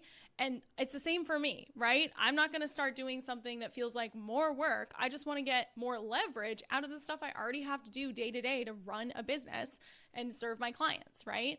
So just turn your whole life into content. You know, you're making a coffee, content. You have to walk your dog, content. You are eating a sandwich, content. It's like, it's making me think of those posts. I think the original one was not a parody, but ever since then, now there's like a million parody posts where it's like, what getting engaged taught me about B2B sales. Not everything needs to be content, okay? So you're not adding anything new to your to-do list here. You are transforming the to-do list you already have and the stuff you're already doing into endless content ideas and 24/7 sales with a few tweaks that you don't even realize are right in front of you. They're right there in front of you, right? If anything, a lot of our clients realize that they could be doing a lot less than they are currently with more impact and more sales. Just like our client here, Isha says, just a quick note to let you know, I'm going through the lesson. The content is right in front of you. And this is just mind-blowing. You are a marketing genius. I've taken many online marketing courses, but yours are unbeatable. This is what I'm talking about when it's like, literally, when you see how simple this is, you're going to be like, how did I not think of this before? Most people are overcomplicating this. They are making new content every single day. They're panicking about what to post. They're going crazy trying to say, oh, I have to come up with content ideas. I have to think of content ideas off the top of my head. It's totally backwards, right? We literally make it so easy by turning the work you are already doing into content that sells seamlessly. It is going to blow your mind when you see this. So when you combine the 3X micro content and the funnels that we talked about, that is how we get to nonstop daily sales, right? Just like our client here. Again, what's with like the vague explanation though? Like, tell me what you're talking about. I understand you have a whole module on it, but like, if we go back to this slide here. Down and coming down. Where was it? This one. I teach a method for turning everything you're already doing into sales driving content. So let me like scroll in here. Your to-do list is the sales content. Think about your to-do list right now. Maybe it looks something like this. Record a new lesson, update the template, send a client an email. All of this is sales gold. Okay, like I understand the benefit in sharing behind the scenes content in your business. I do that. If you follow me on Instagram, you know, it does help to build, you know, a little bit of authority. It kind of like breaks the fourth wall a little bit. It helps people relate to you as a person. But do I think we need to turn everything we do into content? And is that revolutionary? No. Every business owner I know shares the behind the scenes of their business. Whether they own a flower business, a social media management company, they have a woodworking business, like that's common frickin' sense to show this kind of content. Again, you're not being revolutionary. You're not inventing something new. Why are we acting like no one else has ever thought of this and you're a marketing genius? Because if she's a marketing genius, then oh my God, guys, I am Einstein. They are making new content every single day. They're panicking about what to post. They're going crazy trying to say, exactly. Rodney says, talk about reinventing the wheel. You're telling me. Oh, I have to come up with content ideas. I have to think of content ideas off the top of my head. It's totally backwards, right? We literally make it so easy by turning the work you are already doing into content that sells seamlessly. It is going to blow your mind when you see this. So when you combine the 3x micro content and the funnels that we talked about, that is how we get to nonstop daily sales, right? Just like our client here who sold 145 of her courses over the holidays. Again, remember how I said the season doesn't matter? Doesn't have to be slow in summer, doesn't have to be slow over the holidays. This client is making sales all throughout December, even on Christmas Day, right? Susan over here made 20 evergreen sales in 2 weeks and upsells and upgrades to her premium program as well. Right? Now, if you'd like to get access to all the strategies and the tools to implement everything that you learned today, the same strategies that hundreds of our clients have used to create incredible results, Buy my program. I would love to invite you to join us inside Evergreen every day. Okay. We don't need to sit through the sales pitch. We can go through, we'll just scroll down this page because it's a giant sales page. Maintenance, optimization, and lead generation and traffic in order to function, right? If you want to wake up to sales that came in while you were sleeping, you have to put in an enormous amount of upfront work in order to build these funnels, to nail down your messaging, to test and tweak things and keep them updated and running. It's a lot of work, right? It's not a magic pill. I'm not a magic wizard. I can't just sprinkle fairy dust that makes people buy your stuff, right? So it takes a lot of work to set this stuff up and to keep going with it. Like I say, Okay, this is a pro. Here we go. We got the list of are you a right fit? We've seen this a million times before. What this is not. There's no guarantee you're going to get any results. Oh my God. This is a lot of hard work. AKA, I take no responsibility. If you pay me and nothing happens, not my problem. I told you wouldn't get any results and you were silly enough to buy it anyway. Oh my goodness. Okay, so let's scroll. Let's see what this is all about. So the mindset and mechanics of daily evergreen sales. Sign me up, my dudes. Cha-ching. Last year, I decided I was going to make course sales all day, every day. Last year? I thought you said you've been doing this for a decade. I'm confused. Which story is it, lady? Which story is it? How much is it? We'll get to that. If you want to be wealthy, you have to be patient. Just kidding. I'll teach you how to get rich in about 5 minutes. I wanted constant cha-chings on my phone. I asked myself, what do I need to have in place for that to be my reality? If I want sales all day, every day, what does that look like? Can I just say, and please let me know your thoughts in the comments. Oh my God, I just noticed Bubba right behind me. How annoying would it be? Like, I have all my notifications turned off. I have my PayPal notifications off, Stripe. I have Instagram, TikTok, YouTube. I don't get any notifications on my phone other than WhatsApp and Messenger. Basically, like where I talk to my friends and my family. How annoying would it be if, let's just imagine that we did build this like passive income evergreen sales funnel machine, constantly making money. How annoying would it be to be constantly getting ping, ping, ping, ching, ching, ching, ching every time you make a sale? No. I'll check my sales maybe once a day, once a week, see what's up, you know, keep my finger on the pulse.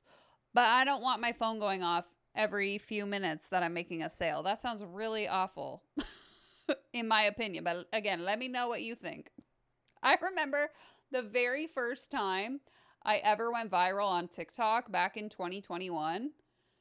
That was the day that I turned off all notifications on my phone. I was like, absolutely no way am I ever dealing with this. I can't get anything done because I'm so distracted by these notifications. I had to turn everything off.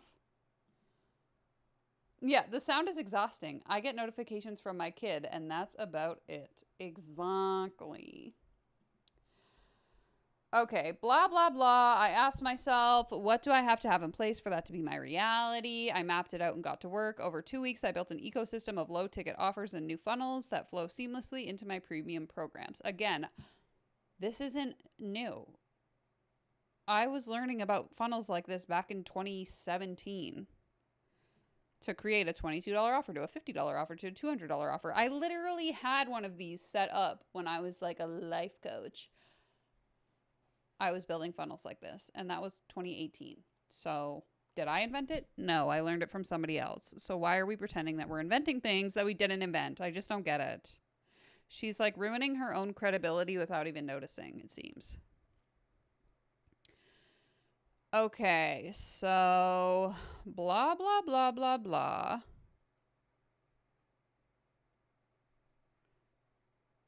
I've built dozens of my own evergreen funnels. Okay, but you didn't share any examples of what those were. Like, how hard would it be to be like, I actually, and I'm not saying this woman is, I'm just saying this as an example.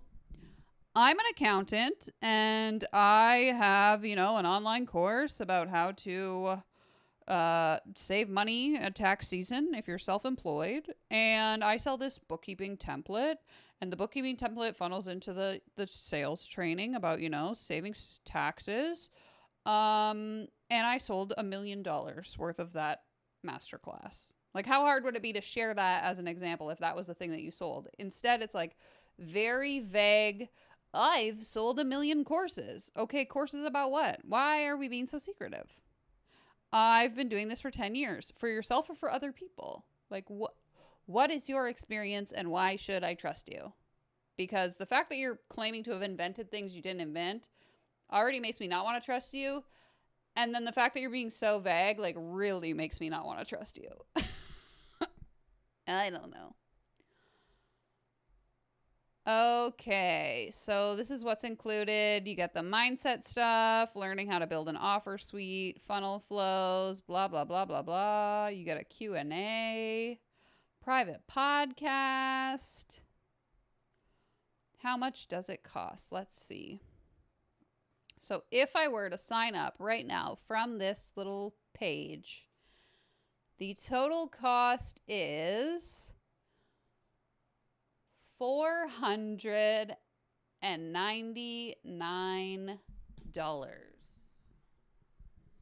$499. So regular $999, but you get a discount of $500 off, and you get it for half price, $500 US, which I don't know. I haven't seen the exchange rate recently, but I'm gonna guess that's at least $650 Canadian.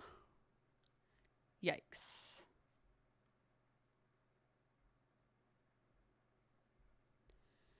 I hate it here, if I haven't said that yet. And they also have Afterpay or Klarna available if you would like to break it up into 4 easy payments of $125. So we love to see that. The purchase is non-refundable. And I mean, with digital products, that's pretty common. But there's also no guarantee, because she said multiple times that you might not get results. So I wonder if that disclaimer is written somewhere else on this page. I'm just looking for it. Oh yeah, here we go. Your success depends entirely on your own effort, motivation, commitment, and follow through. We cannot predict and do not guarantee that you will attain a particular result. And you accept and understand that results differ for each individual. Each individual's results depends on his or her unique background, dedication, desire, motivation, action, and numerous other factors. You fully agree that there are no guarantees as to the specific outcome or results you can expect from using information that you receive on or through this website or product. So interesting. Okay. Let's take a look at some of her other stuff. So this is her Instagram, where she has 10,000 followers. And let's just remember that in the masterclass, she was saying that she runs some ads, but mostly gets traffic through organic content. And okay, so these posts have, I don't know, engagement is fine, 150 likes, 80 likes, 90 likes. But then we got 26, 26, 1 comment. 32, 1 comment. 2 comments, 1 comment. 10,000 followers. And like, who's commenting? Let's see. So, oh, she hasn't even posted on here in like a year. Very, very interesting. I don't know. I'm just skeptical to believe that you're getting organic sales when you're only getting 20 likes on a post. Because if 20 people like your post, chances are maybe one of those people would actually convert to whatever you're selling. And unless they're all buying your high ticket offer, I don't know. The conversion rate, the numbers, they aren't really there for me to believe that you're converting through organic content. So then I'm wondering, like, why are you lying or being dishonest about getting your leads through Facebook ads? It's fine if you're getting your leads through ads, but why are we trying to convince people that you don't need ads in order to make those sales if you do? Questions I will never have the answers to, I suppose. I guess she's not repurposing on Instagram. Good point, Rodney.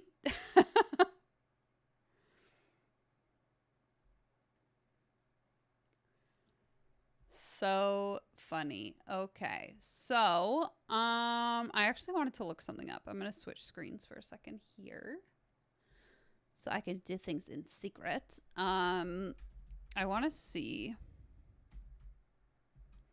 if there's anything about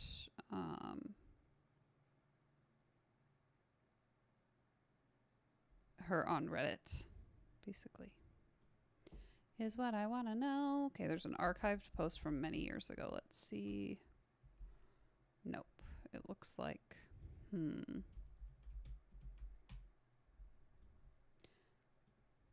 because I'm just like, what is this woman's experience? What I want to know.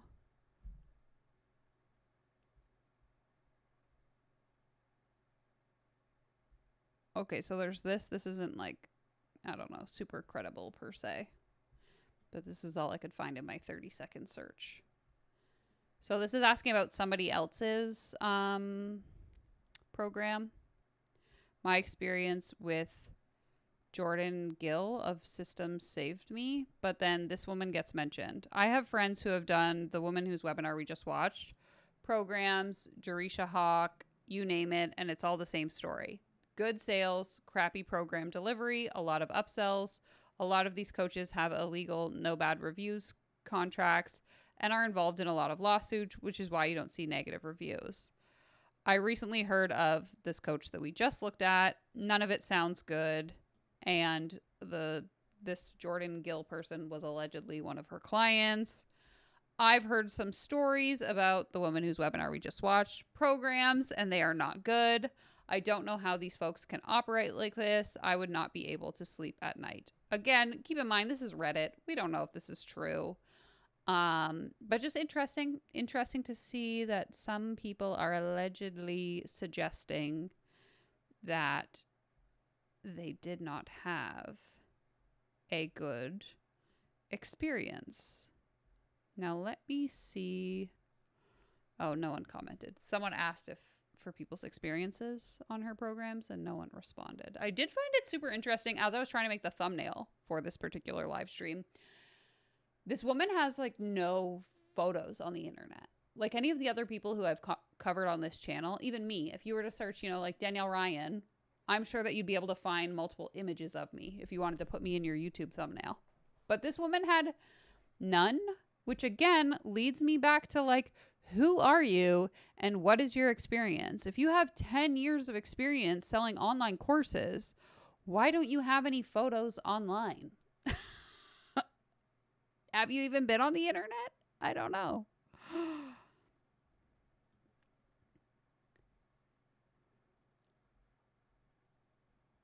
Okay, interesting. Someone is like reselling her courses for lower cost. Interesting. Okay, let me catch up in your comments and then we can figure out what we want to do. Because she has a podcast as well, which we could listen to an episode and just see.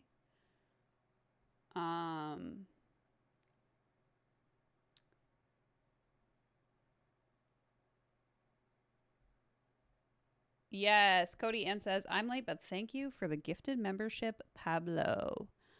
Pablito, the man of the hour. Okay, I will switch back. Switching back. So that's what we just looked at. This was the sales page, her Instagram, and yes, so she has a podcast where she gets into the nitty-gritty of running a profitable online course business. We talk about everything you need to know about creating high-converting launches, webinars, and sales funnels. We also cover the behind the scenes of running a sustainable, thriving business so you can make more sales consistently. After all, it's not just a jumble of tactics. The goal is a strategically designed system that creates financial freedom for you and transformation and value for your students. This podcast is for creative people who want to grow and scale their businesses by creating and selling online courses. Your host and new friend, Mariah, has taught thousands of people through her own online courses. She helps people just like you leverage proven strategies to create, launch, and consistently make money selling their very own online courses across different niches. Again, who is she and what is her actual experience beyond selling online courses? I don't know.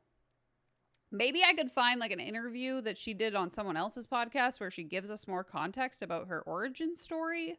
I'm just so skeptical of the fact that she doesn't have anything to like support why I should see her as an authority. I don't know. It's just, I don't like it. Okay. So let's see what she's got here. If there's anything that's like not too long. Maybe we can do this one. I have something they don't, and you do too. In this episode, I'm sharing a big lesson inspired by a conversation with one of my multi-million-dollar clients. It might just be the reminder you needed today too. If you've ever felt like a small fish in a big pond, or you don't belong in the rooms you find yourself in, or you need a reminder about how special what you do is, this is for you. You're listening to The Mariah Cause Show, and in this episode, I have something they don't have, and so do you. I'm going to be sharing something really important that I realized while having a conversation with one of my private clients the other day.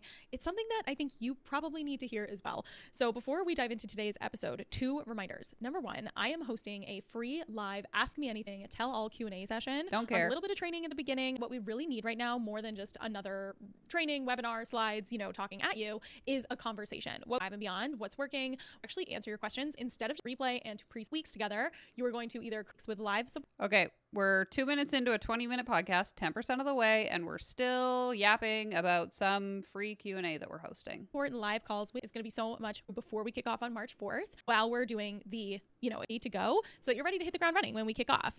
The other thing is that pay options. We have lots of review from me, extra times. She's a creative. And 4 minutes in. Let's go. And let's say in the category of like authors, musicians, artists, like that type of thing, right?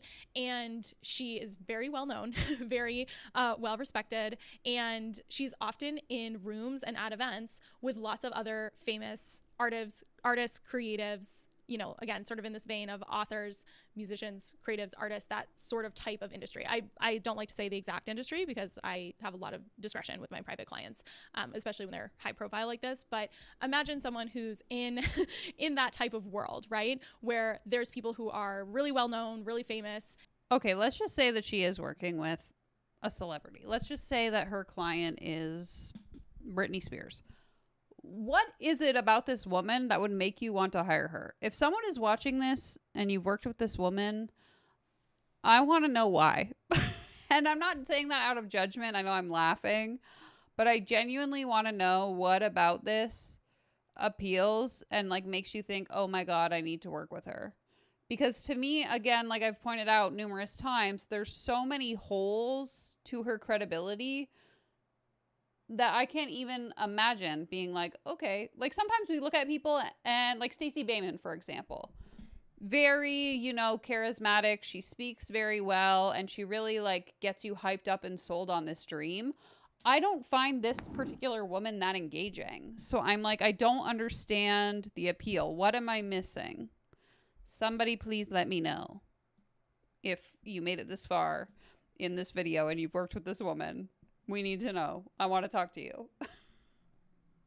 And she's often surrounded by people in that position. It was so interesting because even though she absolutely is one of those people who is in those rooms, she was saying, oh my gosh, like I sometimes have like imposter syndrome, or sometimes feel like, what am I doing? Do I belong here? And I said, you know, what's so interesting is that you have these feelings of not feeling good enough, or not feeling like you belong in this room with all of these other like really famous, you know, world renowned creatives in your industry. But what's funny is that they look at you and think, gosh, I wish I had what she has.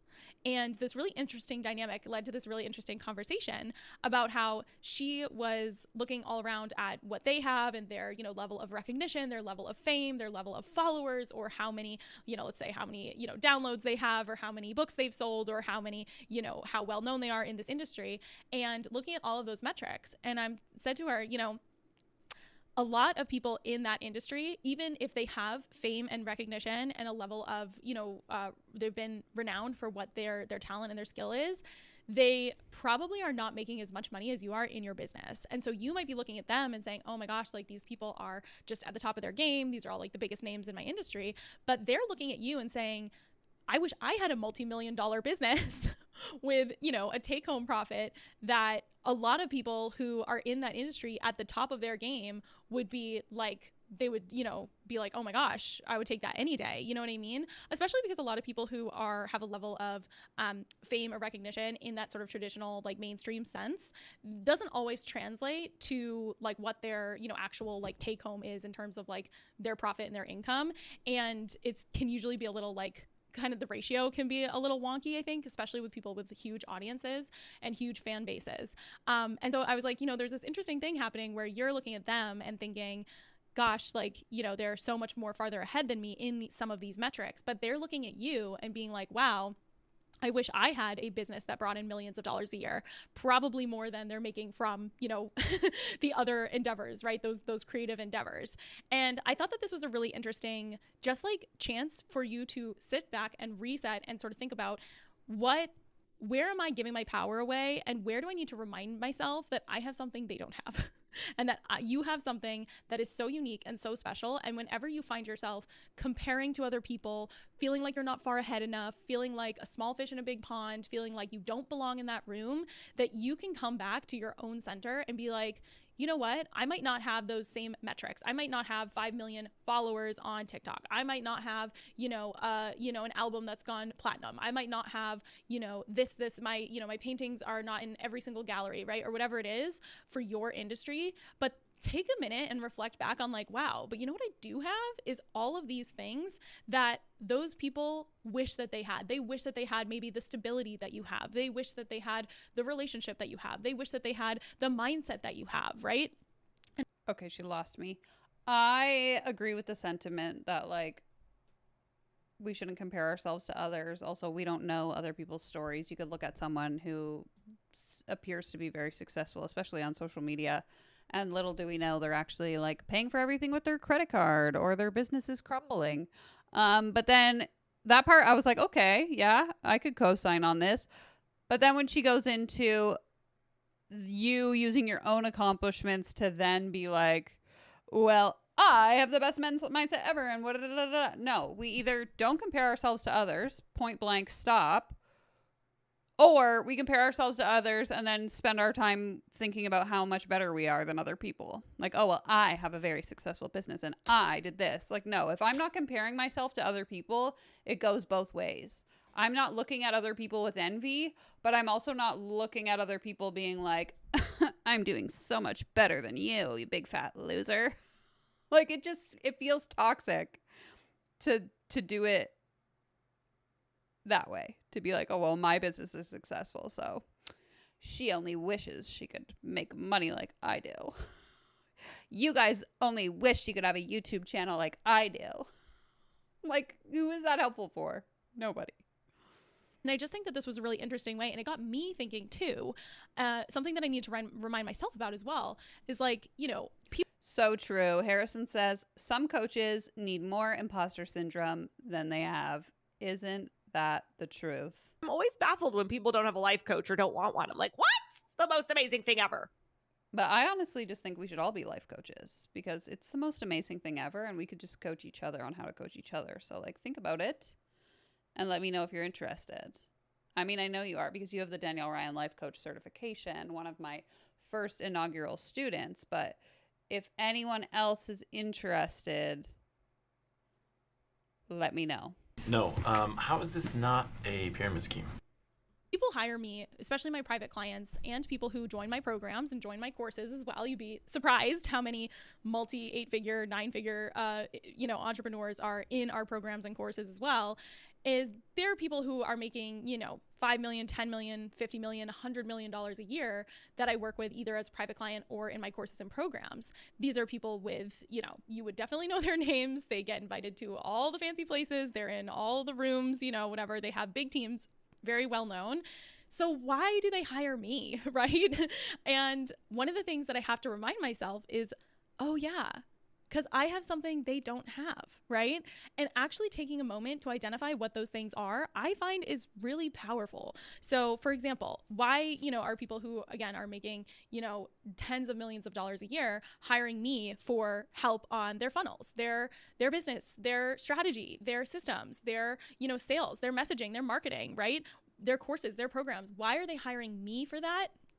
Because I have this whole other set of skills and parameters that they look at and they want that as well, right? So they might have the big team, tens of millions of dollars in annual revenue, all these things that look amazing from the outside, but they look at me and they say, Mariah, I'm hiring you because I want a completely clear calendar like you have, or at least I want to get closer to that, right?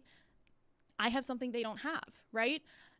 They say, I want a business that has 0 Zoom calls and I don't know how to switch from what I'm doing now to a more asynchronous business model. So I need your help because I have something they don't have, right?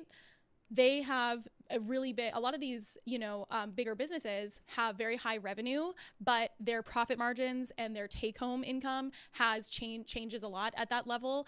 And they might be having huge revenue, but actually have lower profit. And so they come to me because I know how to keep profit margins really high. And I see opportunities for efficiency and systems and places where we can trim things down. I just kind of have that, like my clients call like an X-ray vision into like I can see inside and be like, we don't need this, don't do this, we can eliminate this isn't making any difference, and that kind of thing. So again, they might have higher revenue, but when we're looking at the profit margins, when we're looking at their actual profit and take home at the end of the day, it might be similar to, where someone else is at with a lot less revenue who focuses more on profit. And so that's something that I bring to the table that they might not have, right?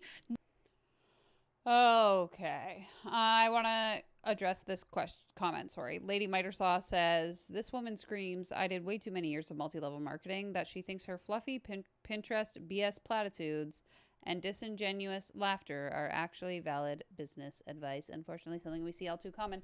I'm actually curious. I was thinking about this earlier today, is like the MLM to business coaching pipeline. And obviously we don't know this woman's story because nowhere does she try to provide any ounce of credibility or explanation of her experience.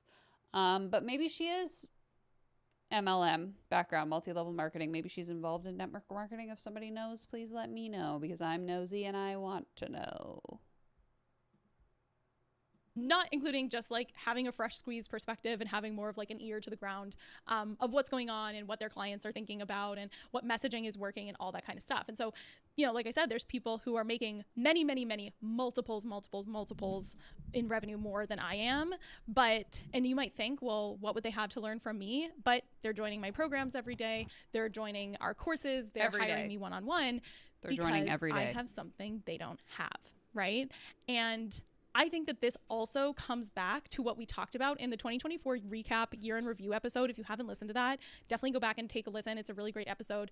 And one of the things we talk about is how right now, more than ever, the how you do things and the process that you teach matters more than ever, right? Because we live in a world where you can learn how to make 6 figures or 7 figures or whatever you want in a million different ways from a million different people. You have endless options, right, of different business models and different processes you could follow and different methods and different frameworks and all these things that you could do, right? But you want to make sure that you're choosing one that aligns with what you want, right? So it's like, yeah, they might have a really successful business, but then they look at the way that I'm running things, which is really lean, asynchronous, not having calls on my calendar, really high profit margins. And they're saying, okay, that actually is what I want. How do I get closer to that? Or how can we apply what you've developed systems in your business to this bigger business at this scale? And okay, I don't know if this is a hot take, but I don't see a world where we can all just work 10 hours a week and have a clear schedule and never have to do anything. Like, someone's got to be productive, right? Only so many of us can convince people to pay us money so that we don't have to work. Like, there's got to be a guy at the bottom of this whole pyramid, if you will, who is having to now work like 80 hours to make up for the fact that I'm only working 10, right? Like, it's like an MLM, how all the people at the bottom spend so much money and they make no profit so that the people at the top can make a lot of profit. Like, that's what's happening here, right? This lady only has to work 10 hours a week because someone somewhere along the way is working 4 minimum wage jobs to pay off all this coaching, right? Like, that's we all kind of collectively agree that that's what's happening here. I just don't see a world where we can all have really successful businesses, but none of us really have to work that hard. Until the AI robots take over, and then literally none of us will have to work and money will just be an imaginary thing. But that's not what I'm talking about. Right? Am I crazy? those are the types of things that we work on, right? The reason that people choose to work with us is because of the way they want to go about things, right? Because our way of doing things is different than anyone else's. Just like your way of doing things in your industry is different than anyone else's. And this is really key for you to have this in your head and to know this so that you can work it into your messaging, work it into your marketing, work it into your content so that you know this is why people hire me, even though there's a million other options. This is why people work with me, even though they seem to be light years ahead of me in terms of their success and their status and where they're at in their business and all this stuff. This is what makes us different. This is what makes us stand out. And this is where that comes from, right? So the reason people choose to work with us is because, yes, they want those outcomes. They want to increase their sales. They, want to sell more courses or high ticket programs, but they want to do it in a way that's evergreen. They want to do it with no calls on their calendar. They want to do it asynchronously. They want to do it with high profit margins in mind, and they want to do it with a tiny team. And those are the things that we focus on, right? There's lots of other people who can teach you how to get to 6 figures or 7 figures or wherever it is you're going in your goals, but they might be teaching it in a way that has you hosting multiple live Zoom calls every single week, or being on sales calls, or, selling services that you want to sell more things that are more, self-study or self-guided. So there's so many different aspects here. And it's important for you to understand, make sure you take the time to think, this is what makes me different. This is why people work with me, even though there's other options. And this is what I have that nobody else has. It's so, so important. And then that's going to start to come out in your marketing, in your copy, in your content, right? Like, I think about when, I work with my clients who are making tens of millions of dollars, but they have very successful business. But when they come to me, they're doing it all with sales calls. But who are these clients? What are they selling? And what are you selling to them? I still am not really clear. Other than the funnels, she helps people set up funnels. Is that her whole business? Helping people set up sales funnels? Which, cool if it is, but I'm unclear as to what it is she's actually selling and what it is she actually helps people do. It doesn't make sense. Much to this comment here. Show receipts, because I do not believe her claims of a high profit margin. Yeah, she's just saying a lot of things, but not really showing any kind of evidence or credibility to back it up. And yes, if you missed this, Harrison's comment, yes, the people at the bottom are in the sucker tier until they invent email lists. Email marketing, actually, entirely. Someone's got to invent it, and it ain't going to be me. Right? So they're aware that the fact that they only enroll clients currently with a sales call system means that it's costing them clients. Like they are missing out on clients who are not enrolling because not everyone will book a call, either for scheduling reasons or for because they have a chaotic schedule or chaotic calendar, or because of other reasons that they won't get on a call with someone before like learning about the program.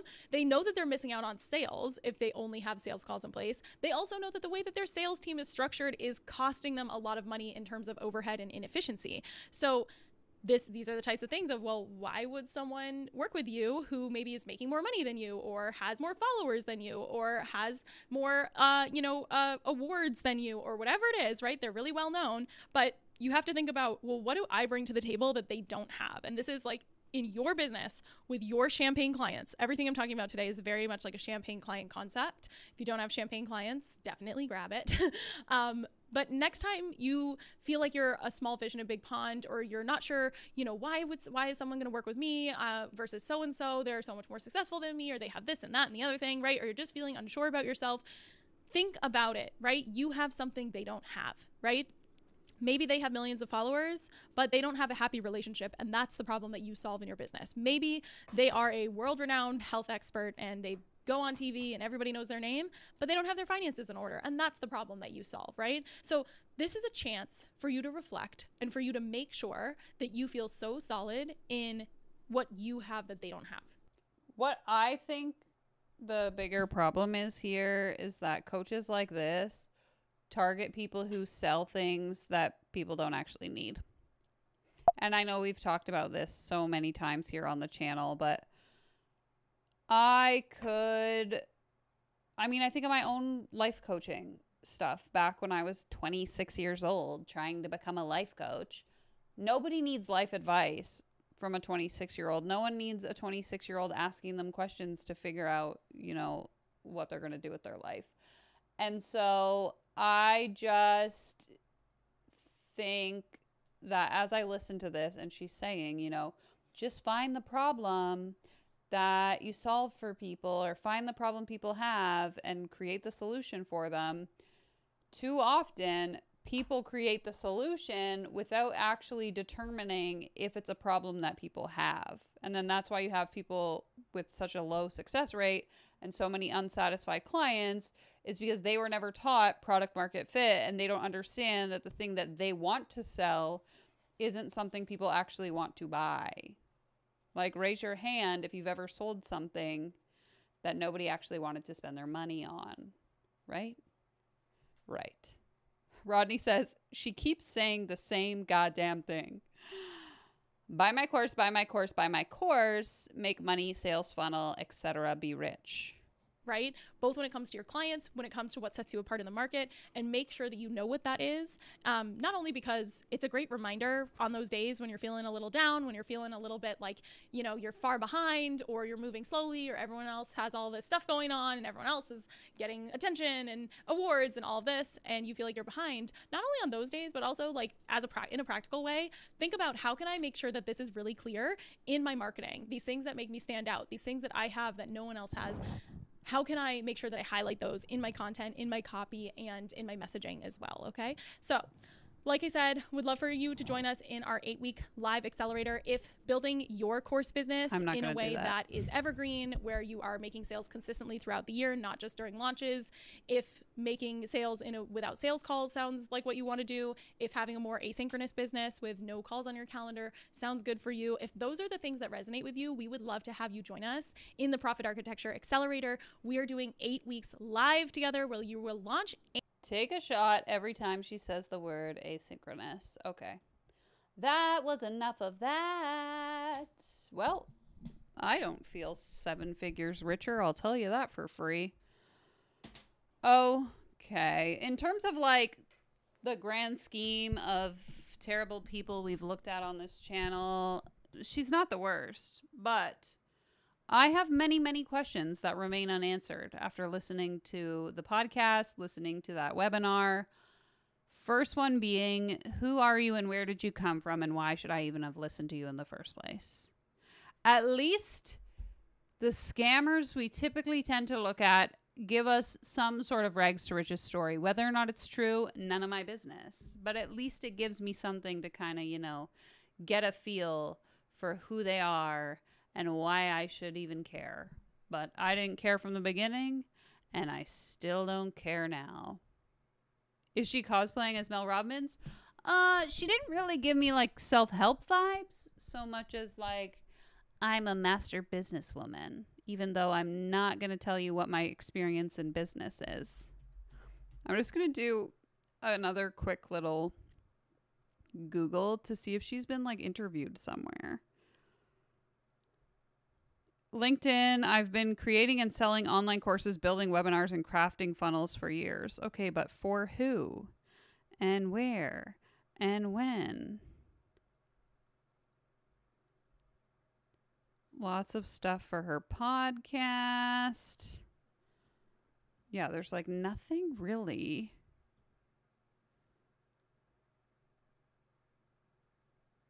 Exactly. Okay, so somebody else said this. I can't find the comment. It looks like it's been deleted. But somebody wrote on this Reddit thread that got deleted. It says, no one exactly knows what Mariah did before she started selling online courses. So it's not just me. It's other people on the internet too, apparently.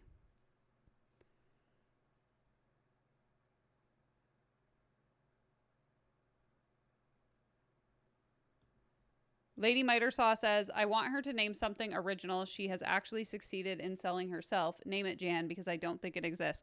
That's what makes me so skeptical, because I'm like, okay, have you always just sold a course on how to sell a course? Have you always sold a course on how to create a funnel to sell a course? Or did you have actual experience selling a course in something else before you became a seller of courses on how to sell courses? I mean, mind you, I still am not a big fan of these people that sell courses on how to sell courses. But if you've actually done it selling something else, then that at least that gives you like a shred of credibility. Whereas now I'm immediately just like, what is your actual experience? I just feel like if you had any, you would be upfront about it and you would talk about it and you would say exactly what it is, right? You wouldn't be super vague. Okay, somebody asked on Quora. Okay, here we go. This is from 7 years ago, so keep that in mind. And this is written by an anonymous person on the internet, so keep that in mind as well. We are not saying that what I'm about to read is true, but it is all alleged and from a random post on the internet, which, in the words of my grade 12 English teacher, this is the equivalent of finding a piece of paper balled up, blowing in the wind on the street, opening it, reading it, and believing what it says is true. So, just for some context, do with that information what you will. Is a digital marketing course from Mariah worth the investment? No, it is not. I will say there are online courses out there that are worth your time and money, but this course is not among them. I bought Launch Your Signature course for nearly $2,000 and I regret it. I would return it if it were not too late to do so. I really, really, really don't like writing bad reviews, but I don't feel like I could walk away from a customer experience like this and say nothing. I guess it was an expensive lesson learned.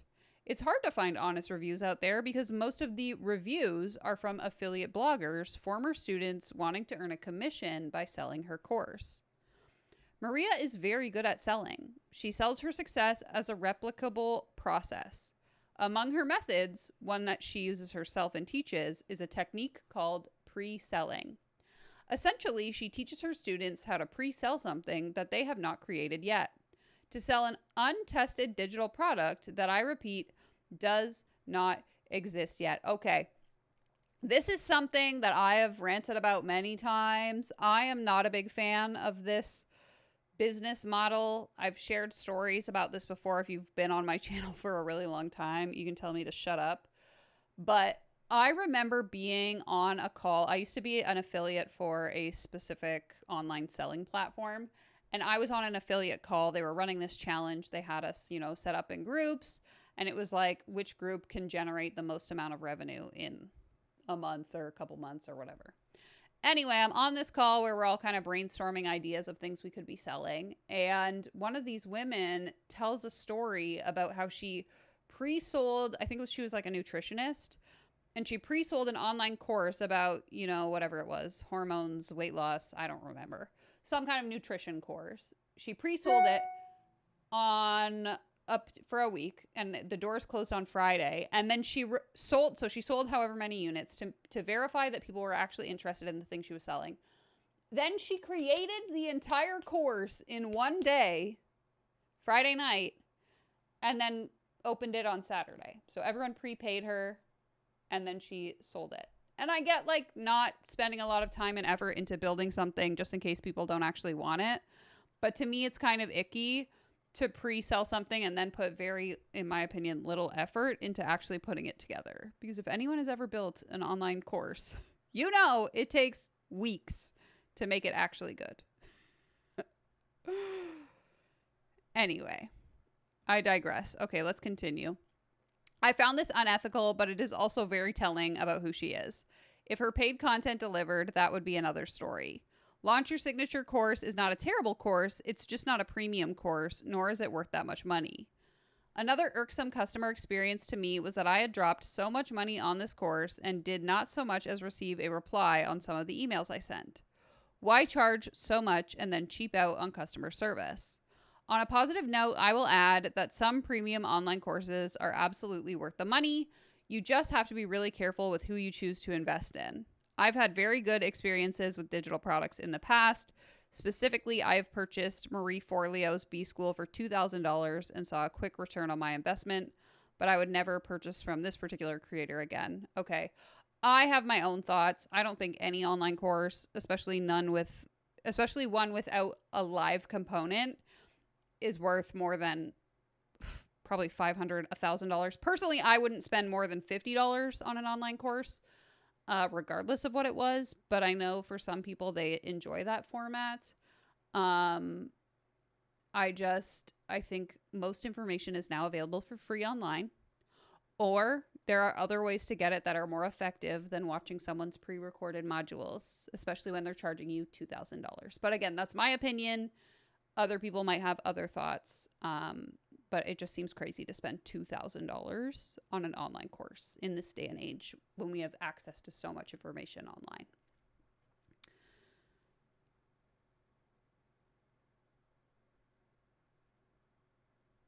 Okay, and then this one says, Mariah does not teach digital marketing, nor has she ever produced a course that teaches digital marketing.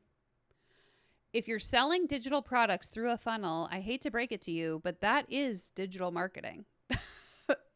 She teaches you how to build an email list to market your products. Hello, that's digital marketing. What is this person talking about? She doesn't teach digital marketing. She teaches you how to market your products digitally through email. I'm sorry, I'm being mean. I'm being catty, but this is just like, hello, testing? Is anybody home? How to create your own signature online course. Again, that is digital marketing. Digital marketing, if you are selling something digitally through the internet, you are participating in digital marketing. How to market your course via her Webinar Rockstar course. How to make your course evergreen. And finally, a done-for-you high-end private coaching program. I have been a long-time customer, and I have and use virtually all of her products in my successful online course business. I'm sorry, Kim, if you're selling products on the internet, that is digital marketing. Okay, I'll get off. I'll get off that train. I'm very confused by this comment. She is an amazingly talented marketer who walks to the beat of her own drum.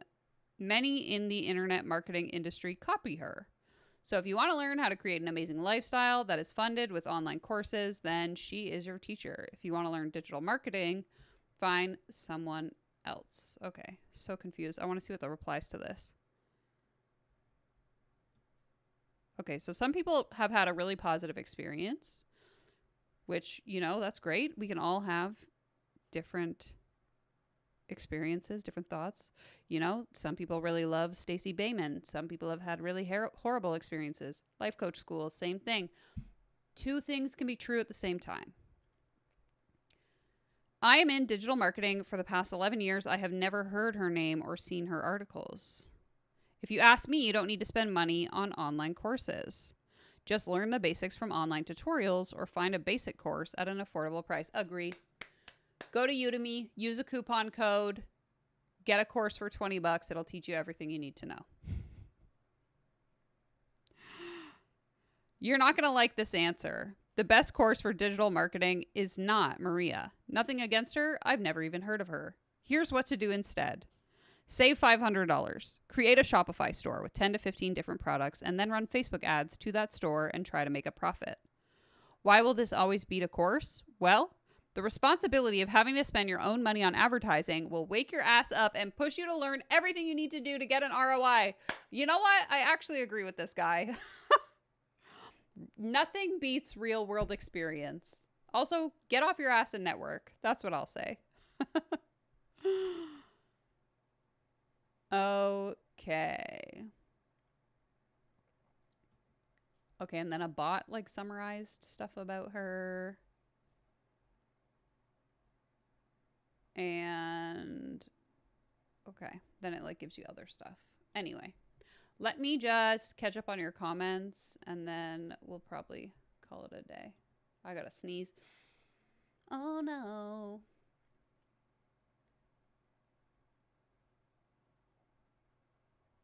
Yeah, exactly. The bulk of the results on Google show her own BS, self-promotion, no stats, data, actual products, clients, or companies she worked with. That's why I'm so confused. I'm like, you didn't even pay for a feature in Forbes. At least then it would tell me what your experience is. Like even Sabrina Phillips has a Forbes feature where she shares her rags to riches sob story of how successful she is and how she got there.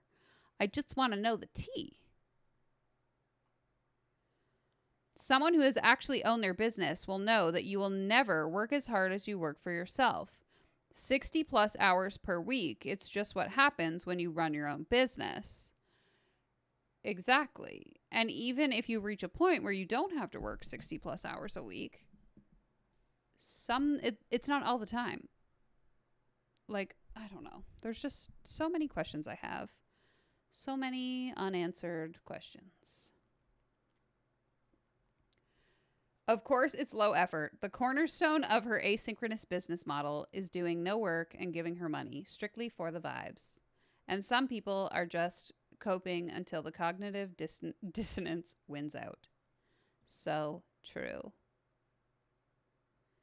Has anyone claimed to have been in the same room in person with her? Not that I've seen yet. Maybe she's an AI.